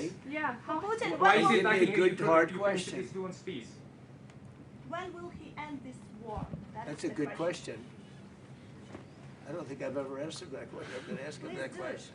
Пане Mr. президенте, President, what's the status of a drone deal between the U.S. Say and it? Ukraine? What's the status By the of way, a drone? I will tell you, though, he's going to tell you that he wants it ended as soon as he can end it. Do you He wants believe it that? ended. He wants to end it soon. And I ask him, and we talk. I talk to him a lot. I talk to him a little bit less, but the relationship is very good. But I talk to President Putin a lot. He wants to end the war. A lot of people don't believe that. Doesn't he What's want the all of status it? of a drone deal between Ukraine? What are President Putin's conditions for ending the war? Do you know what? Well, they were certain conditions that were a little bit different. I think they're changing. I think they're probably getting a little bit better toward some of the things that you'd like. It's been tougher in Russia. It's been a lot tougher than it was supposed to be. I mean, in all fairness, this was supposed to be this is a war that would have never happened if I were president. Would have never happened. You'd have a full country, you know. I mean, just a shame that it happened. But no, this is something that I think Zelensky wants to do and Putin wants to do. They want to get it done. Ask the president that question. Ask him. Пане президенте, ви знаєте, на яких зараз умовах Володимир Путін готовий завершувати війну в Україні? Чи ж вони змінилися? No, I don't know I don't know what conditions Putin now wants for this peace. So I think that they are changing in any way, because at the very beginning of full-scale war, he was stronger, and now I think he is losing initiative on the battlefield. I think his army, but that's why I think that because of technologies, because it's not the question now of number of people. People, our heroic people, are very important. But now it's not the question of only number of people. First of all, people and technologies. People with technologies. Now I think that we have better steps, technological steps further than Russia. Maybe quicker, because you know that they produce a lot of different things, which are tough, strong against us, but we are quicker, and that's why I think that now initiative moved to our hands, not totally, but moved. We are trying to move this war to the sky from the battlefield. That's why we now begin to control the battlefield. This is very important. It's difficult when you have less people to move them back, but we found another way how to do it, to cut their logistic for their army. It's about weapon, petrol, diesel, without massive human losses. That is the difference between us, by the way. Russia is, He's got a lot of support. I just left a room with, where they have, mostly European, you have Canada, but mostly European countries. And they have great support for Ukraine. And, really great support. One of the things, you talk about questions for Putin, but one of the things that I talked to him about was, where would you want to meet? And he said, ideally in Moscow. I said, you're not going to meet in Moscow. It just doesn't work. You can't do that. But he'll meet, and Zelensky's going to meet, and something's going to happen that's going to be positive. And I hope it's going to happen soon, because they have to, number one, lives, but number two, building your country, because it's got a tremendous future, in my opinion. Yeah. Where would it be held, and when would that happen? I don't know. Mr. President, President Putin said, I would love to meet in Moscow. And I said, I don't think, I have to put myself in his position. I don't know that he'd go to Moscow. Maybe he would. Would you go to Moscow? It's difficult. There are a lot of Ukrainian drones there. That's right. It's dangerous for me. He doesn't want to be hit by a drone. Europe. No, it's hard. It's hard to go to Moscow. Mr. I thought I'd answer that Mr. President, question. I didn't want to ask him that question. Mr. President, how to ensure that Ukraine will not be attacked again by Russia? What about? How to make sure that Ukraine will not be attacked by Russia again? Look, you mean in the future? Yes. You mean after there's an agreement? Well, we're going to work on a security guarantee that, and Russia respects us a lot, and we're going to work on some kind of a security. If we can make the right deal, we'll help Europe. I mean, Europe is going to be watching it, but we're going to be helping them, and we'll work on some kind of a security package that will make sure. I don't think that's going to happen. I think that if we make a deal, Russia is going to be very happy, and they're going to get on with other things. They have, by the way, as a country too, they have tremendous potential. They have tremendous land, valuable land that they can do things with, and they have tremendous potential. But I don't think it's going to happen. I don't see, that question is, oh, they're going to attack again. I don't see it at all. I think they've had it. They've had, this has been going on for almost 5 years, right? Yeah. Who would have thought? I mean, it's a tribute because it's a bigger country, strong country, and it's an amazing tribute. Anything else? Mr. President, with the Patriot missiles, President Zelensky has said that Ukraine needs Patriot missiles now. Over 50 Ukrainians have died in recent airstrikes just in the last few days. So in addition to these production licenses, which will take time, would you consider Not providing? that much time, actually. Would you consider providing any to Ukraine immediately? We have Patriots, but we don't have that many. We need them for ourselves too, you know. Some, yeah, I mean some, but I think they can produce them pretty quickly. Once we explain it, we'll bring the company here. You'll work with the company. They have a great ability to produce weapons, pretty complex weapons. Will you go to Ukraine? Mr. President, do you have Will I any go to deadline? Ukraine? Will you go to Ukraine? I would, yeah. Do you have any Well, deadline when you want to reach I'd it? rather have the war be over. When will it happen? Do you have any I'm deadline? not sure Secret Service would be thrilled. Are you willing to You know what I would like to- Putin doesn't stop war. I think the people are incredible. And, I mean, like Kiev, it would be nice to get it before any more damage is done, to be honest. It's such a beautiful city, right? And, yeah, I would go to Ukraine at the right time. Do you have any deadline? Do you have any deadline when you want to reach a deal between Ukraine and Russia? Do you have any deadline in that regard? No, I don't have a deadline. You can't have a deadline. It's, you know, it's too much going on. But I think you're going to have a deal. I think, you know, I've been very good. You know, we had certain deals like Azerbaijan and some of the deals that we made, and they've been going on for 32 years. And they said it's an impossible thing to get them solved. Eight different deals.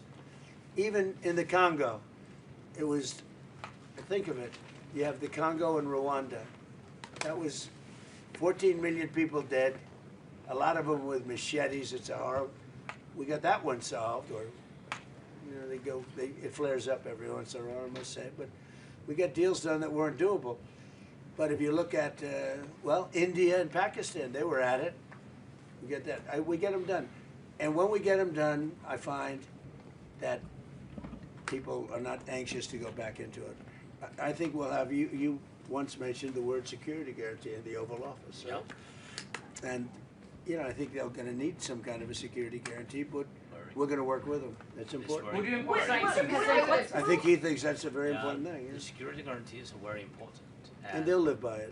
Partially, President said about Patriots and licenses. The Patriot system is the best, you know, in the world for today. The best anti-ballistic system. So we used a lot of. That's the best. Yeah, the best one, and it was, checked everything during the war. So this is true. So with all respect to other partners, we are thankful for all the systems. Patriots. Well, they had different systems in Venezuela. Yeah. So Venezuela had systems that didn't work. We didn't have one plane shot down. We didn't have one. We had one helicopter operator who was incredible. He landed it perfectly, and his leg was almost blown off. And we gave him the Congressional Medal of Honor because very few people could have landed that. You know, you land them with your feet, really. more than anything else, and he landed it. He was really in bad shape. And at the State of the Union, we gave him, he was a handsome guy, big handsome guy, but we gave him the Congressional Medal of Honor at the State of the Union. So, look, he wants to get it done, and we're going to get it done. What's the status on a drone deal between Ukraine and the U.S.? In what sense? What's the status of a drone deal between Ukraine and the U.S.? Well, we would buy their drones, and we make drones. We make great drones, but they have an ability to make a lot of them, which is, right, Marco, amazing that in a war situation, they make them. They make them in basements. They make them wherever the hell you have a little shelter, even if you don't have shelter, I suspect, right? It's an amazing ability. Very few. Well, that's why I say with the Patriots, they would be able to do it. Most countries would not be able. They don't have the talent. You have very talented people. So, yeah, I think we're going to make that deal. You know, if we made that deal, we'd have great protection. I love the protection. Think if you had a lot of Patriots, you'd never be hit. As an example, in Kiev, where they get hit with missiles, those missiles, like what I said about the Abraham Lincoln, the missiles would be shot down. Yeah. So, and I think you'd start making them pretty quickly. Right? You like the idea? No, it's a great idea. I think everybody likes that one.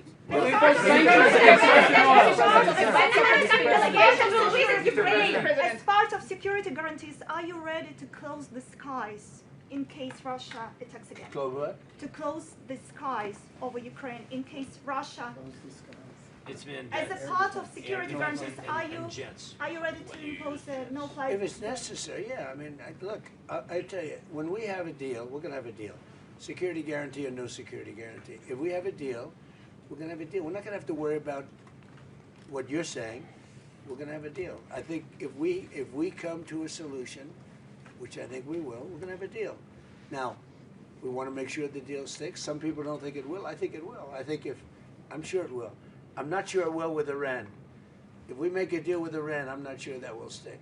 May I ask you, what does your... Because I found them to be very dishonorable people. Yeah. Are you going to reimpose the naval blockade? I don't find that with him, and I mean, I don't want to upset him, but everything I've done with President Putin has been okay. It's been good.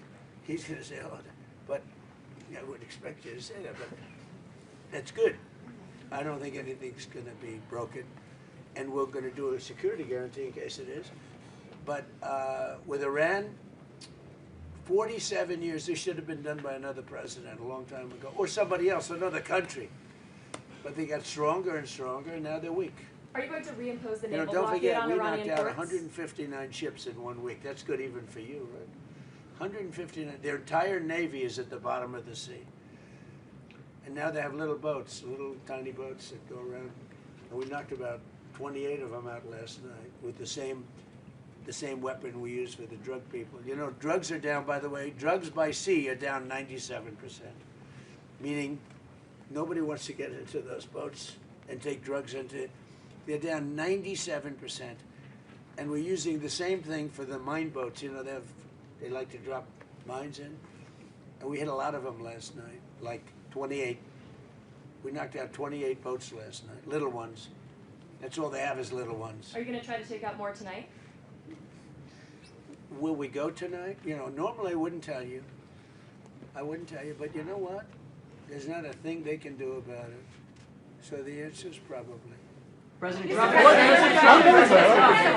That's terrible military strategy. He just said he's going tonight. Yeah, because they deserve it. President Trump, what is the effectiveness of last night's attack? What message does that send to what's left of the Iranian Which attack are you talking about? The attack that you guys had on Iran last night. The strikes last night? Oh, I think it has a tremendous impact. Well, first of all, we took out additional, you know, they were trying to rebuild their radar, and they had about 60% built. Now they have to start all over again. Look, we're not attacking at the highest level. The highest level are the bridges,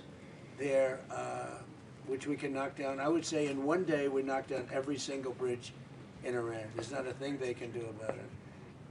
Their electric manufacturing facilities, right? their electric plants, where they make their electricity in there. We will, if we have to, we'll take them out. I don't want to do that, but if we have to, we'll take them out. They have desalinization plants. We'll take them out if we have to. I hate to do that. That's probably the one I would like not to do least. We attacked Cargill Island last night. We knocked out a piece. I said, don't touch the oil, because maybe we'll take over Cargill Island. You know, we may take over Cargill Island. There's not a thing they can do about it. But I said, don't hit the pipes. Just hit everything else. And they hit it. They may hit it again tonight. So, you know, as for your question, normally I'm not that way, but they really deserve it, because they're saying they want to make a deal, but they don't. You know, they asked for a timeout. They wanted to go to the funeral of Khomeini, and I said, give it to them. And they start shooting missiles. I mean, it was the craziest thing. Now, we did kill him, you know, so I guess you have to look at it that way, but the funeral took place, and they wanted to have a period of time, and they also asked that we not kill them. And we said, we're not going to kill you. They were worried we'd kill them during the funeral. I mean, if you can believe it, what a crazy... Did you ever think I'd be doing this for a living, Marco? Did anybody ever think I'm doing... Maybe Pete, but this wasn't supposed to be for me. Pete loved this stuff from day one. But they said to us, please don't kill us during the funeral. I said, I won't. And we didn't do anything. In fact, we made it safe for them, actually. And what happens? They try and knock out two ships, a Saudi and I guess Kuwait, right? Kuwaiti? Oh, no, Qatari. In addition, really three. Three, yes, sir. So you had three of them. And they just, I don't know. I just don't know with them. A lot of people say they're very dishonorable people, and they can't keep a deal, so we'll see.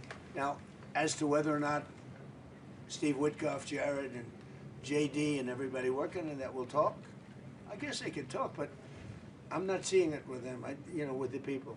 My whole life is deals, I don't see it. I don't see it with them. Well, and there may be a big attack, and it'll knock out a lot of stuff. We don't knock out nothing, we knock out a lot. Pete, do you want to tell them about last night? Yes, sir. Last night, as you said, a lot of small craft that they were trying to harass shipping with, so that was a big part of what we targeted.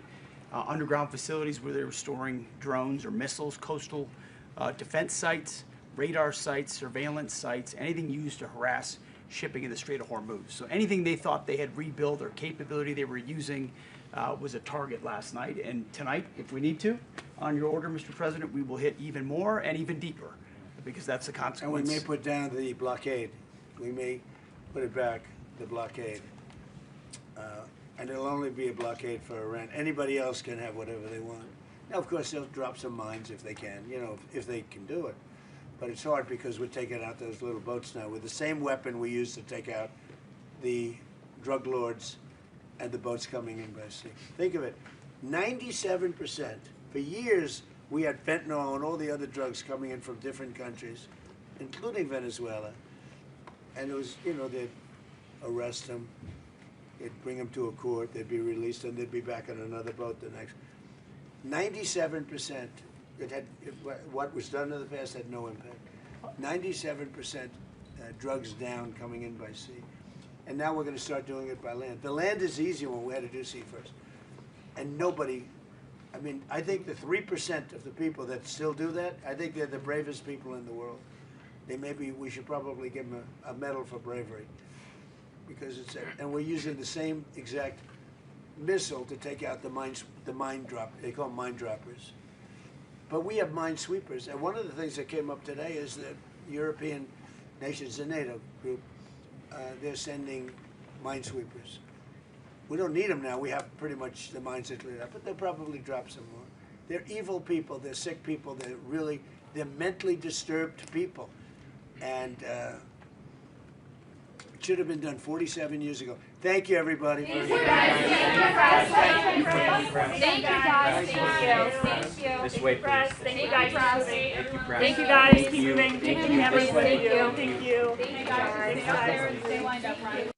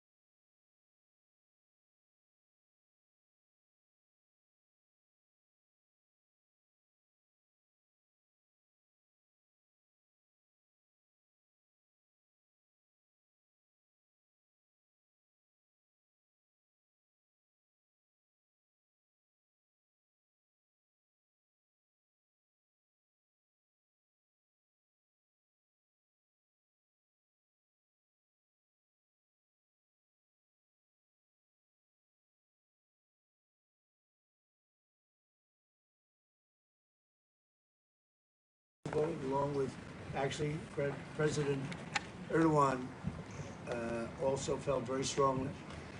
And he's done a really fantastic job as president. He's unified the country in a very short period of time. I'd say like a year and a half, about a year and a half. And right from the beginning, it was a real mess. It was a very disjointed place, and he's brought it together. He's a strong person. He's a great leader. He's respected by everybody, including me. And we're proud to have him together. We're just here to talk a little bit. We released sanctions from the country, which really, I think, was a big boost. The sanctions was a very important thing.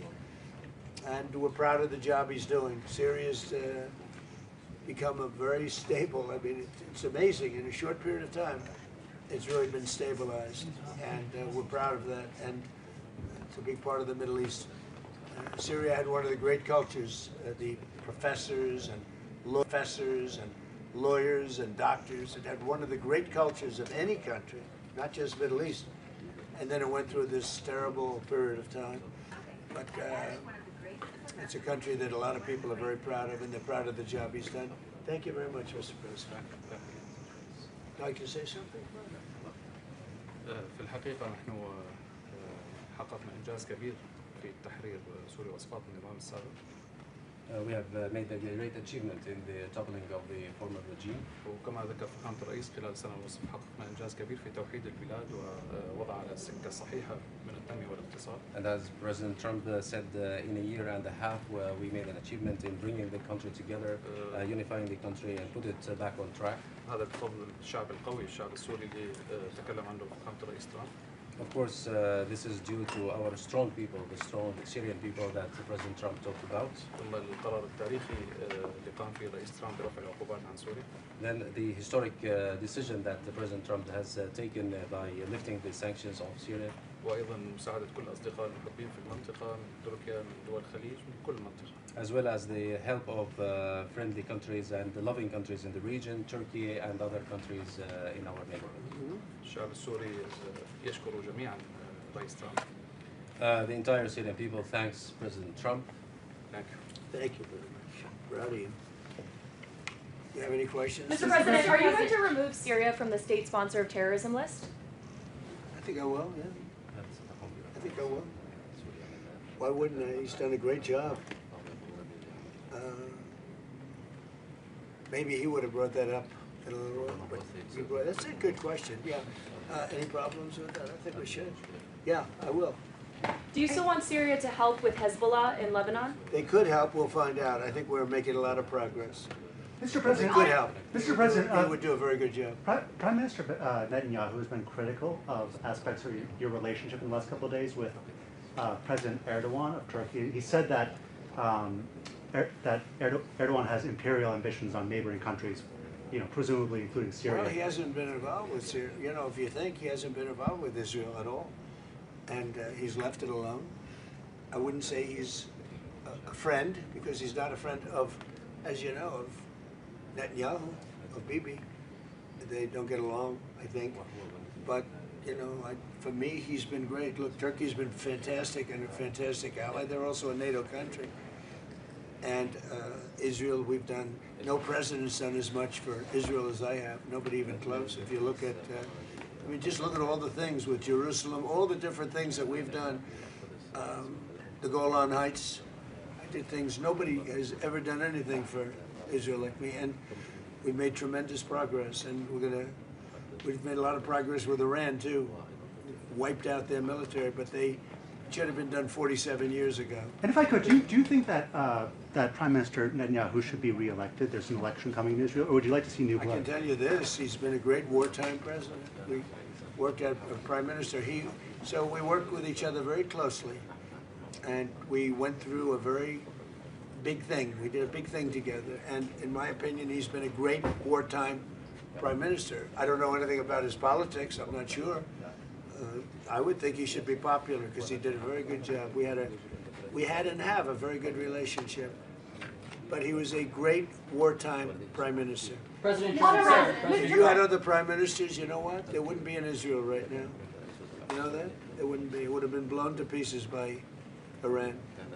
If you had a weak prime minister, you wouldn't have, and if you had a different president, I guarantee there wouldn't be, and Israel wouldn't exist today if you didn't have me as president. President Mr. President, you said new data from the Energy Information Administration revealed that U.S. crude oil production set a new record in the month of April under your leadership. That's right. Why is it important to keep hitting numbers like this at this moment in time? Why is it important that you were able to get this done and keep it on this trajectory? Well, when we decided to do this, it's called the denuclearization of Iran. We have to do it. We have to have. They're never going to have a nuclear weapon, and they admit they're never going to have it. But they behave badly. Always behave badly. There's something wrong with them. But when we did this, we thought oil would go much higher, and it didn't go very high. And now it's coming way down, and you're going to see oil drop very low. Now maybe we'll do some other things that could lift it a little bit, but I don't think it's going to lift it a lot at all. I think oil is coming down. There's tremendous amounts of oil. Scott, what would you say about that? Yes, so record production under President Trump in his first term. Now in his second term, the U.S. is an energy superpower. It's why we weathered the conflict better than anyone else. And just this weekend, Bloomberg wrote that there is an oil glut out there. And we think that safe, secure American oil maybe even should trade at a premium to the rest of the world. So we have, if you add it up, you take Saudi Arabia and take Russia, two big oil producers, we do more than twice as much. We do more than, so think of it, Saudi Arabia, Russia put together, we do more oil, and that's not including Venezuela. It's pretty amazing. And this all happened during my term. We started it as first term. Biden blew it because he had no idea what he was doing. But we are producing more oil right now than Saudi Arabia and Russia combined by almost double. Okay, any other questions? Mr. President. Yes. Yes, you, ma'am. You said that dealing with the Iranians is a waste of time. How do you plan to get the nuclear material and the nuclear assurances that you want? Well, we've already got the nuclear material because it's so far underground, nobody's going to be able to get it except us because we have the equipment that can get it. But I call it the nuclear dust. The nuclear material is so far down underneath the mountain, and now that's been determined, that it would take massive machinery that we have that no other country has. Mr. They can't get So it. you have no plans to go in, boots on the ground? Why would I go in now? I'd go in when they're completely either eliminated or whatever happens, or an agreement's made.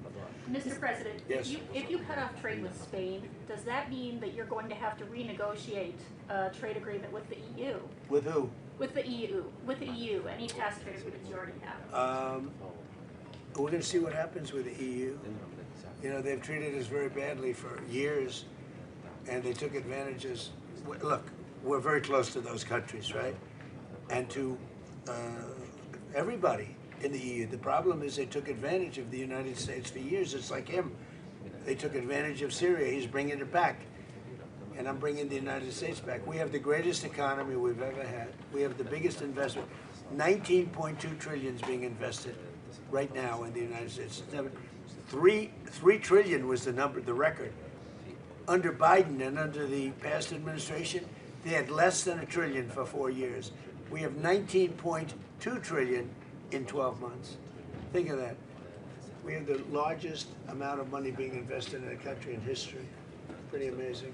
19.2 trillion with a T. So, and they're building factories all over the country. I think yesterday Toyota announced they're leaving Mexico. And they're coming, I'm not that Mexico's thrilled about it, but they're leaving Mexico and they're coming to the United States to build what will be, I believe, the largest automobile plant either in the world or at least in this country. Mr. President, on oil prices Quick today. domestic question. You announced on Truth Social a couple days ago that Walmart was cutting the price for ground beef by 15%. How big of a deal is that for American customers this summer? So Walmart has agreed to cut their prices very substantially because things are going down. We're getting it down. We inherited very high prices. We inherited the highest prices in the history of our country, or 48 years to be exact, but I don't believe that. I think it's in history. So under Biden, they had tremendous inflation. Under the Democrats, we had tremendous inflation. record-setting inflation. And now, inflation is way down. Everything is great. We have, the prices are coming down, but we inherited, they talk about they use different words to describe it. They had very high prices. The prices are coming down.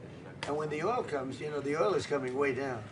The oil dropped by 50% in the last month. And when that comes down, it brings everything else down. No, it's affordability. And they came up with the word affordability, like I take over, I'm there for one day, and they say affordability, affordability. I said, I've been here for one, remember with the eggs, the first day or 2 days later, I have my first news, and they talked about eggs. They said the eggs have gone up 5 times. I've been in office for one day. And I said, well, we'll have to do something. In fact, they told me not to order eggs for the Easter egg hunt at the White House. I should use plastic. I said, we're not doing that. And by the time we came, that was a couple of months later, that happened, and we ordered thousands of eggs. And right now, eggs are way down. The prices are way down, and they're coming down further. So they made up a phony word that they used. They said affordability. They're the ones that caused the affordability prices. I did, but I brought it down. And the oil is coming down very big. Mr. President, Brent crude is up slightly today on the announcement bit, that because we hit them. Anytime we hit them, it goes up a little bit, $2. Is that what you mean? Is that what you meant when you said that we might see oil prices lift a little in response a little to? bit, yeah, $2, very little. It's down from, let's say, $135 down to $69. It's dropping, and everything else drops. As oil goes, so goes everything else. But anytime we hit, if we hit Iran, oil goes up a little bit. It's all right. Mr. President, do you think And Israel... we're de-nuking it, all right? We're de-nuking Iran. They're not going to have a nuclear weapon. All right, one more question. Sir, do you think Israel should withdraw troops from southern Lebanon? Well, I talked to Bibi about that. Yeah, I think they're going to. I think they want to. I don't think it's a question of me. I think it's a question they want to. And they're getting along with Lebanon. They're signing deals with Lebanon. First time ever. Marco, talk about that if you'd like. Yeah, we have an agreement that, and it calls, that's the goal at the end. Obviously, Israel's concerned about their security. But the president did a great job bringing those two countries together for the first time It's a ever. big thing. First time in many years, right? So we have a deal with Israel and Lebanon. And, yeah, they'll leave. And I think it's going to work out very well. But we're here for this because Syria has turned around as fast as I've ever seen. Well, actually, I turned the United States around very fast, too. I inherited from a man who was not smart, not a smart person. We inherited from the man where they were running this country so badly with the open borders. Think of it, 25 million people allowed into our country. And that includes 11,888 murderers, most of whom murdered more than one person, okay? We got most of them out, or we have them in jail, and we've done a great job. Washington, D.C. now is considered one of the safest cities in the country. If he came to Washington, D.C. a year and a half ago, he'd fear for his life, even though he never feared for his life before, because it was very dangerous. But somehow his territory might have even been a little more dangerous. I joke because, you know, he comes from a rough environment. Would you say that's right, Tom Barrett? Huh? It's sort of funny to think. I don't think he'd be too concerned with Washington a year and a half. But we had a very, very unsafe Washington, D.C., and now it's one of the safest cities in the country. We put the military in. We brought Washington went from being an unsafe to one of the safest cities, and crime is down 94%. We don't play games. And we removed over 5,000 career criminals, many of whom came in through the open borders of Joe Biden. We did the same thing with Memphis, Tennessee. We did the same thing with in Louisiana. You have to speak to the governor, because New Orleans, the crime rate is down 78% in a little while, and they had the best Mardi Gras they've ever had. So we're doing a good job, and he's done a great job too. And I thank you very much. Thank you very much. Thank you, guys. Thank you, press. Thank you. Thank you, guys. Thank you. Thank you. Thank you. Grab your face, Mike. Thank you, guys. You can head out right there. Thank you, guys.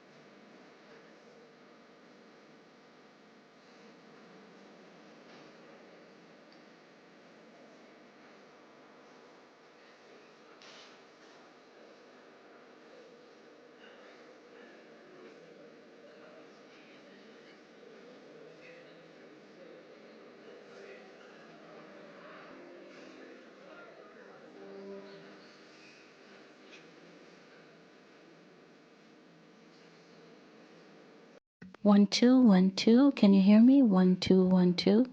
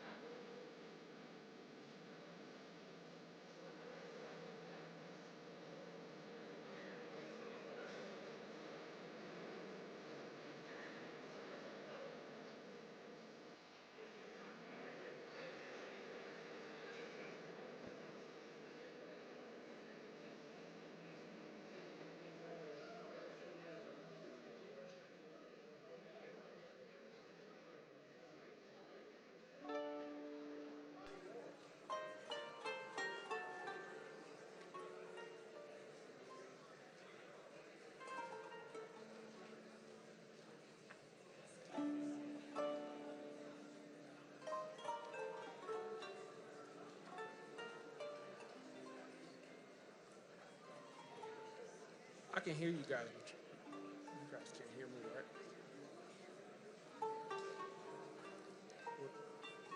Was I just on the mic?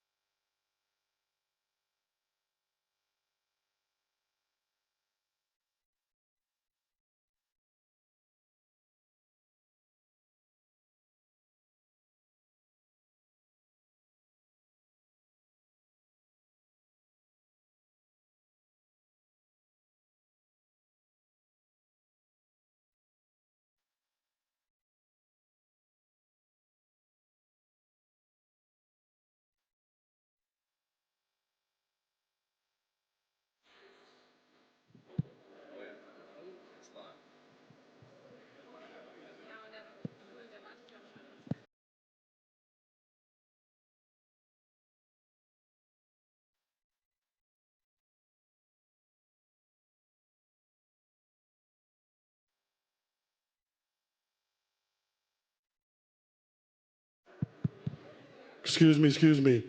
If you're sitting on the stairs, you have to be close to the wall. You cannot sit on the stairs. You need to be standing close to the wall. We need to have an area clear for ingress and egress on both sides, please. If you're sitting on the stairs, you need to be close to the wall on both sides, please. Thank you.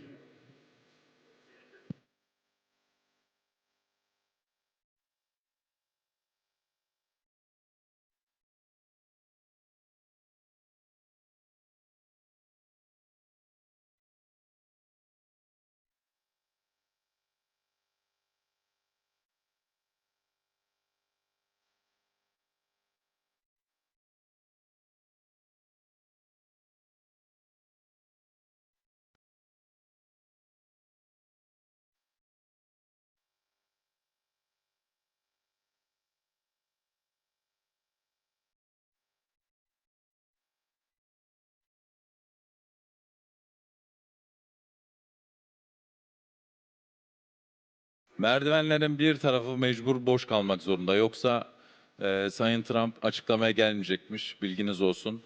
Bir kanadını muhakkak boş bırakmamız lazım. Sağlı sollu. Buraya boşaltıp komple oraya alalım.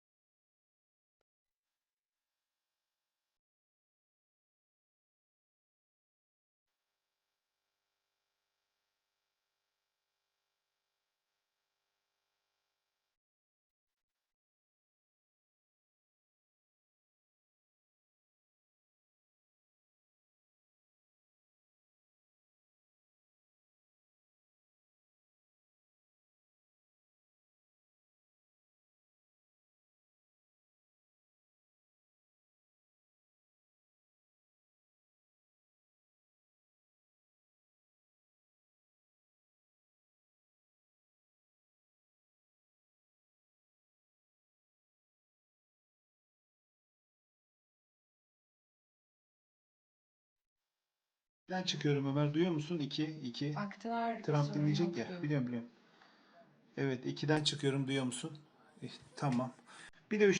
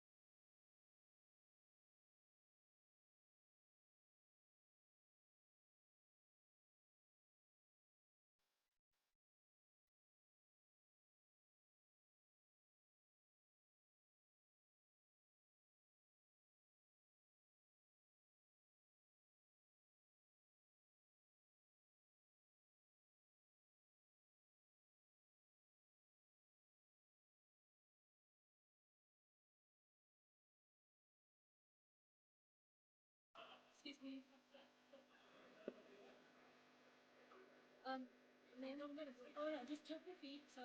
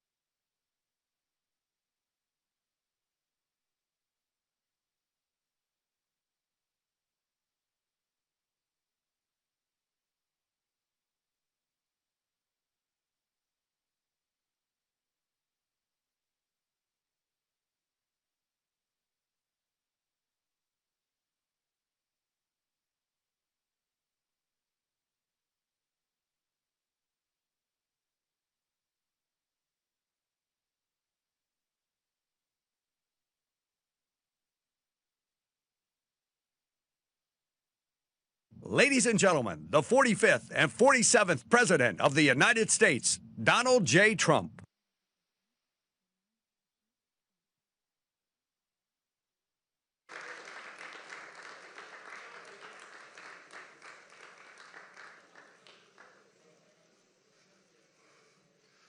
That's a lot of press.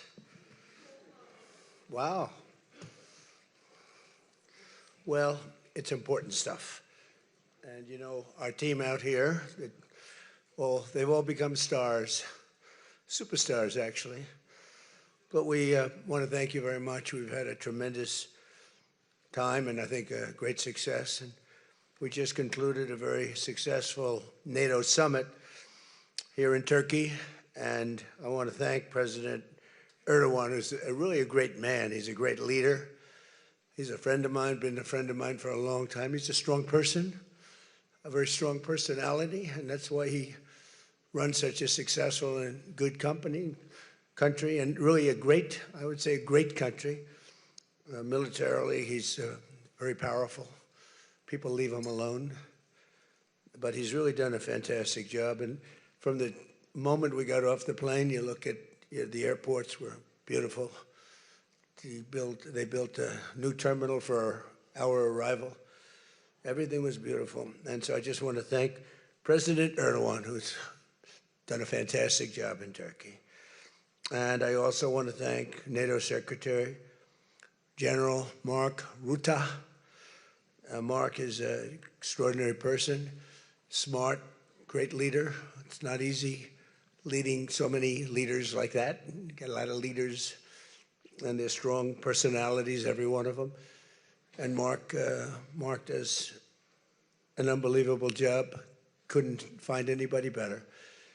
I just want to say there was tremendous love in that room. The press got to see the sitting, but they didn't get to see the speaking. And I actually said, it's too bad the press couldn't see this, because every one of them spoke for a little while, and I spoke for a little while. And it's a lot of speeches. We kept it short, but it's too bad the press couldn't have seen what we were doing in that room, because it was very smart people, and they have a lot of good in their heart, not evil, good. And they're doing a great job for their country. The world is doing well. We have, as you know, the oil is down. We'll see whether or not we keep it down. We should keep it down. We're doing things that should have been done 47 years ago with Iran. And I just want to say that throughout my first term and over the past 18 months, the United States has led a historic effort to dramatically increase the defense spending and to have equipment that no other country in the world has. When you look at Venezuela, when you look at Iran, essentially demolished their military in a couple of weeks. They had a good military, they had a good Navy, they had 159 ships, everyone's at the bottom of the sea.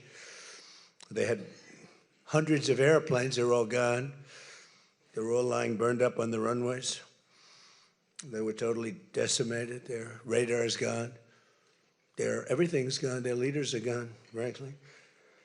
And their combat capability is pretty low. They have a small percentage of missiles left. They have some of the launchers, missile launchers left, call them launching pads, but most of that's been destroyed too. So we have the strongest military in the world by far, not even close, everybody admits it.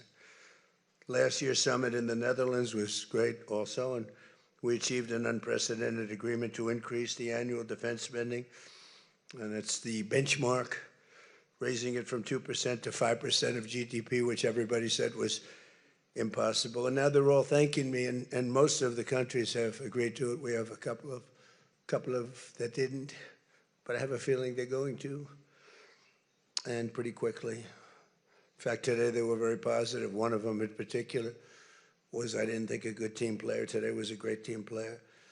As all of the leaders understand very well, the United States remains by far the largest contributor to NATO, monetarily and maybe otherwise, and the strongest military anywhere in the world. And they respect us as a country. Again, they didn't respect us 2 years ago. They laughed at us. NATO laughed at us. Everybody laughed at us. They don't laugh anymore. There's no more laughing. This year we invested a record $1 trillion in our armed forces, and we're going to be asking for $1.5 trillion coming up. We have the money being spent on the best equipment anywhere in the world. In the working session this morning, we discussed the progress other members are making toward the 5% target, and they're making great progress. Many of these countries are very rich, by the way. We don't have to feel sorry for them. But it doesn't mean they're properly protected. There's a big difference. Some have truly answered the call, and others are making big changes and will be answering the call. I think I can say in all cases they're going to be answering the call. And we'll be taking in over $1 trillion a year toward defense. And that's a tremendous amount of money. It's a big up. They were at 2%.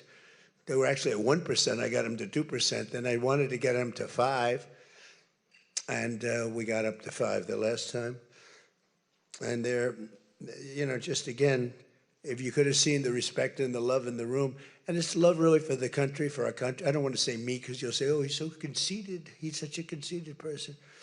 But they do. I mean, you know, they like the job I'm doing. They said, sir, we love you. These are grown people saying that. Isn't that nice? Maybe, I don't know, maybe they're trying to get to me. And in the way they did, because there was tremendous unity in that room. And I urge all nations to accelerate their plans to get the benchmark as quickly as possible. The benchmark is going to be that 5% number. That's the number it should have been for years.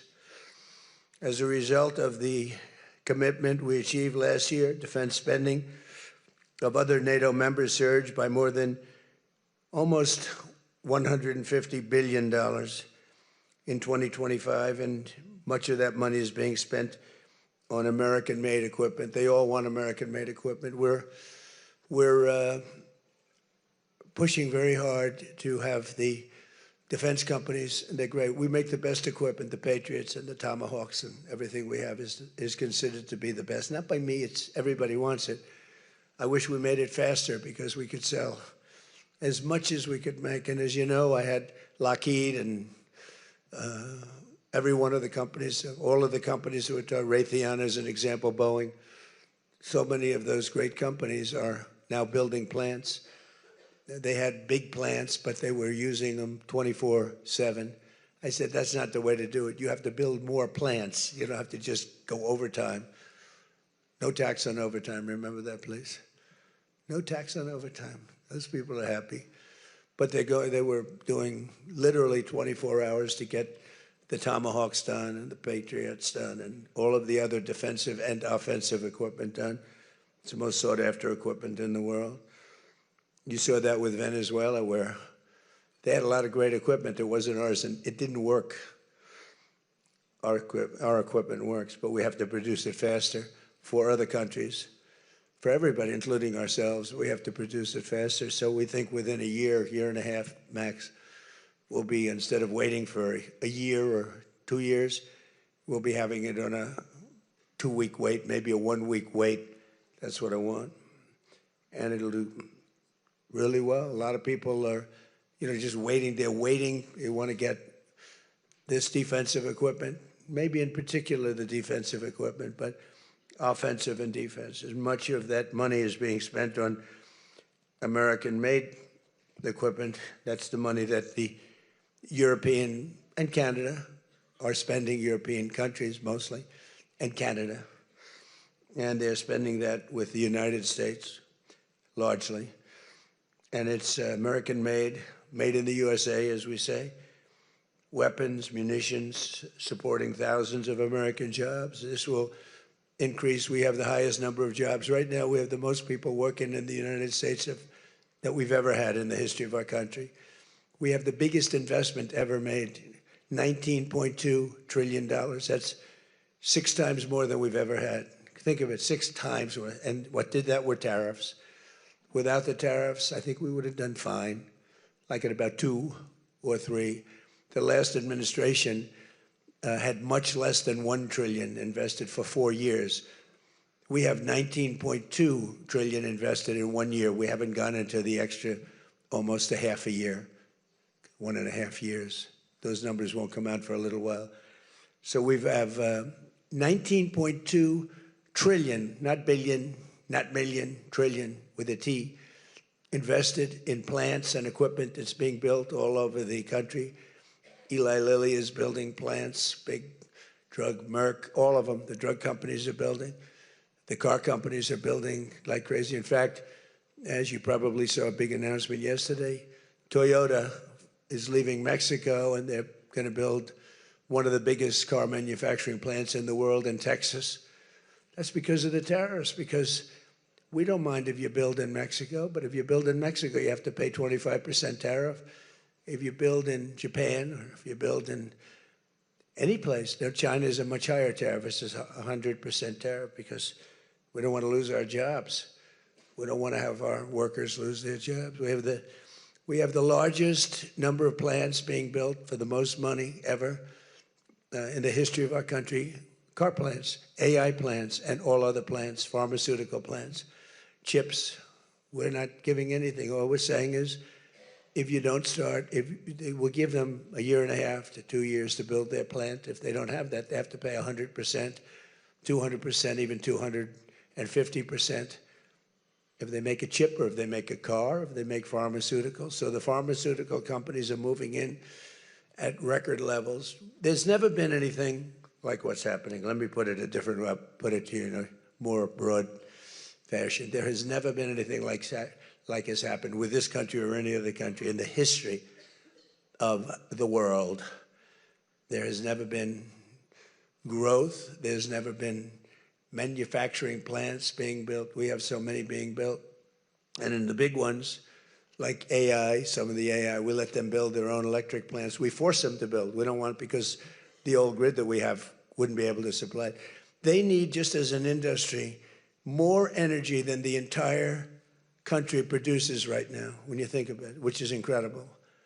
So take all of the energy that the United States produces and that one industry, which is so big, so powerful, it needs more than that. In fact, some people say almost double. So this was my idea. I said, you can never service that. You can't reinvigorate the grid. You can make it better, but nothing like that. You wouldn't be able to build. And we're leading China in AI, in just about everything. But we're leading China in AI. Even in TikTok, I was watching somebody say, oh, the TikTok deal, it's so bad well, because they say the deal was incredible, but they think the word that gets out is bad, except the numbers just came out, and I'm #1 on TikTok, and all I do is talk about communism, right? So it's sort of good. I used it to get elected, too. But, you have to get your word out.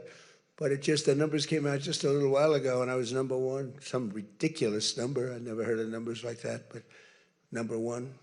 And all these entertainers are number 27, 29. It's crazy. I don't even understand myself. But that means that my word's getting out about how great our country is, how successful our country is, and how bad communism is, and how bad these lunatics are that are running for election that don't sound good, don't think good, and don't look good. I don't see any looker. I don't see anybody with the look. You need the look, I guess. You need something, but they don't have it. And I think they'll fade fast. And it's not social democrats. This is not a social democrat. These are communists that are running. And they don't want God. They don't want successful things to happen for our country. They don't want to have a successful country. I think they're sort of crazy. As European nations rebuild their militaries, American equipment will be the largest beneficiary. The defense companies are going to be making most of that equipment. They want the American equipment because it works better. It's not a question of anything else. We make the best equipment in the world. And to that end, I provided other leaders with an update on the steps we're taking to rapidly scale up production in the United States. And they wanted to hear that because they don't really want to get it in 4 years, 5 years. They want to get it like in a week. And we'll actually be at a point like that in the not too distant future with the plants that are being built. The defense plants, it's incredible. Lockheed is building, I think, 5 Some of them are building 3, 4, or 5, and they're big ones. It's going to quadruple the output of we have with the munitions and the basic equipment itself, whether it's a Patriot or Tomahawk missile or any of the missiles that we make many missiles, different types, for different occasions. And just today at the summit, we announced $3 billion of new defense investments with U.S. companies. And Lockheed Martin will establish a world-class Patriot missile sustainment facility, a big deal in Europe. They're given a tremendous incentive by Europe to do that.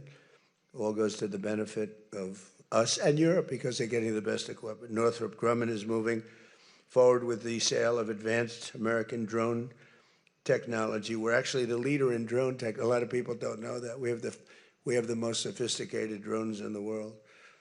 And we're a real, I guess we're the leader, but we'll soon be the leader by many times over.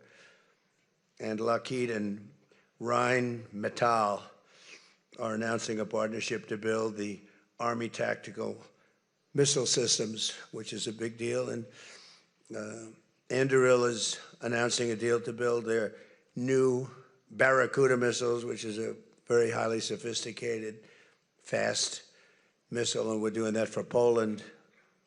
Poland's doing very well, by the way, with a very, very good president, great president, I think. All of these agreements directly benefit the U.S. defense industry and base, and what it really does is it means jobs. And again, I have to just say that when Toyota announced yesterday, I wasn't that surprised, but everybody wanted to get that. That's the largest, I think it's going to be the largest plant in the world, car plant, and they're moving into the United States. And again, they're doing that to avoid paying the tariff, because if you build your product here, you pay no tariff. If you don't, you pay a 25% tariff, depending, 35% sometimes 100%, 200%, depending on what the product is. As an example, we're doing great on steel because we charge tariffs. So now all of a sudden the steel industry, which was absolutely dead a few years ago, I revived it in my first term, pretty good. And then they blew it in the Biden term.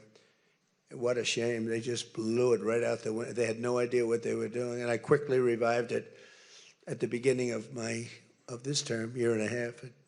And the steel business is through the roof. We don't even make aluminum anymore. Now we're going to have the largest aluminum plant in the world being built in Oklahoma. I love Oklahoma. 77 out of 77 counties, 3 times. And it's great. It's a great state. They're going to be building the largest aluminum plant in the entire world in Oklahoma. It's starting very soon. Over the course of the past 2 days, I had a number of excellent discussions with other leaders at the summit and held productive bilateral meetings with essentially all of them. We had dinner last night. Just about all of them were there. President Erdogan of Turkey, as well as President Zelensky, and he just came in, as you probably saw, had a little press conference, and also President al-Shara of Syria, who's doing an unbelievable job in unifying Syria. What a job he's doing. Syria was a mess with what happened with the previous government, you know that. Very dangerous place, and now it's just come together. He's done a fantastic job. People are talking about it. In every conversation, it was clear that America is back, and we're stronger and bigger and better than ever before. We have more jobs, as I said, than ever before. And we're respected again like maybe never before. We are so respected as a country. That's why I wish I told the Secretary General, Mark, I said, it's too bad the press could not see what's happening in this room. You saw the big round circle with all of the leaders of all of those countries. And I don't know, I think they should allow it. The theory is that they won't be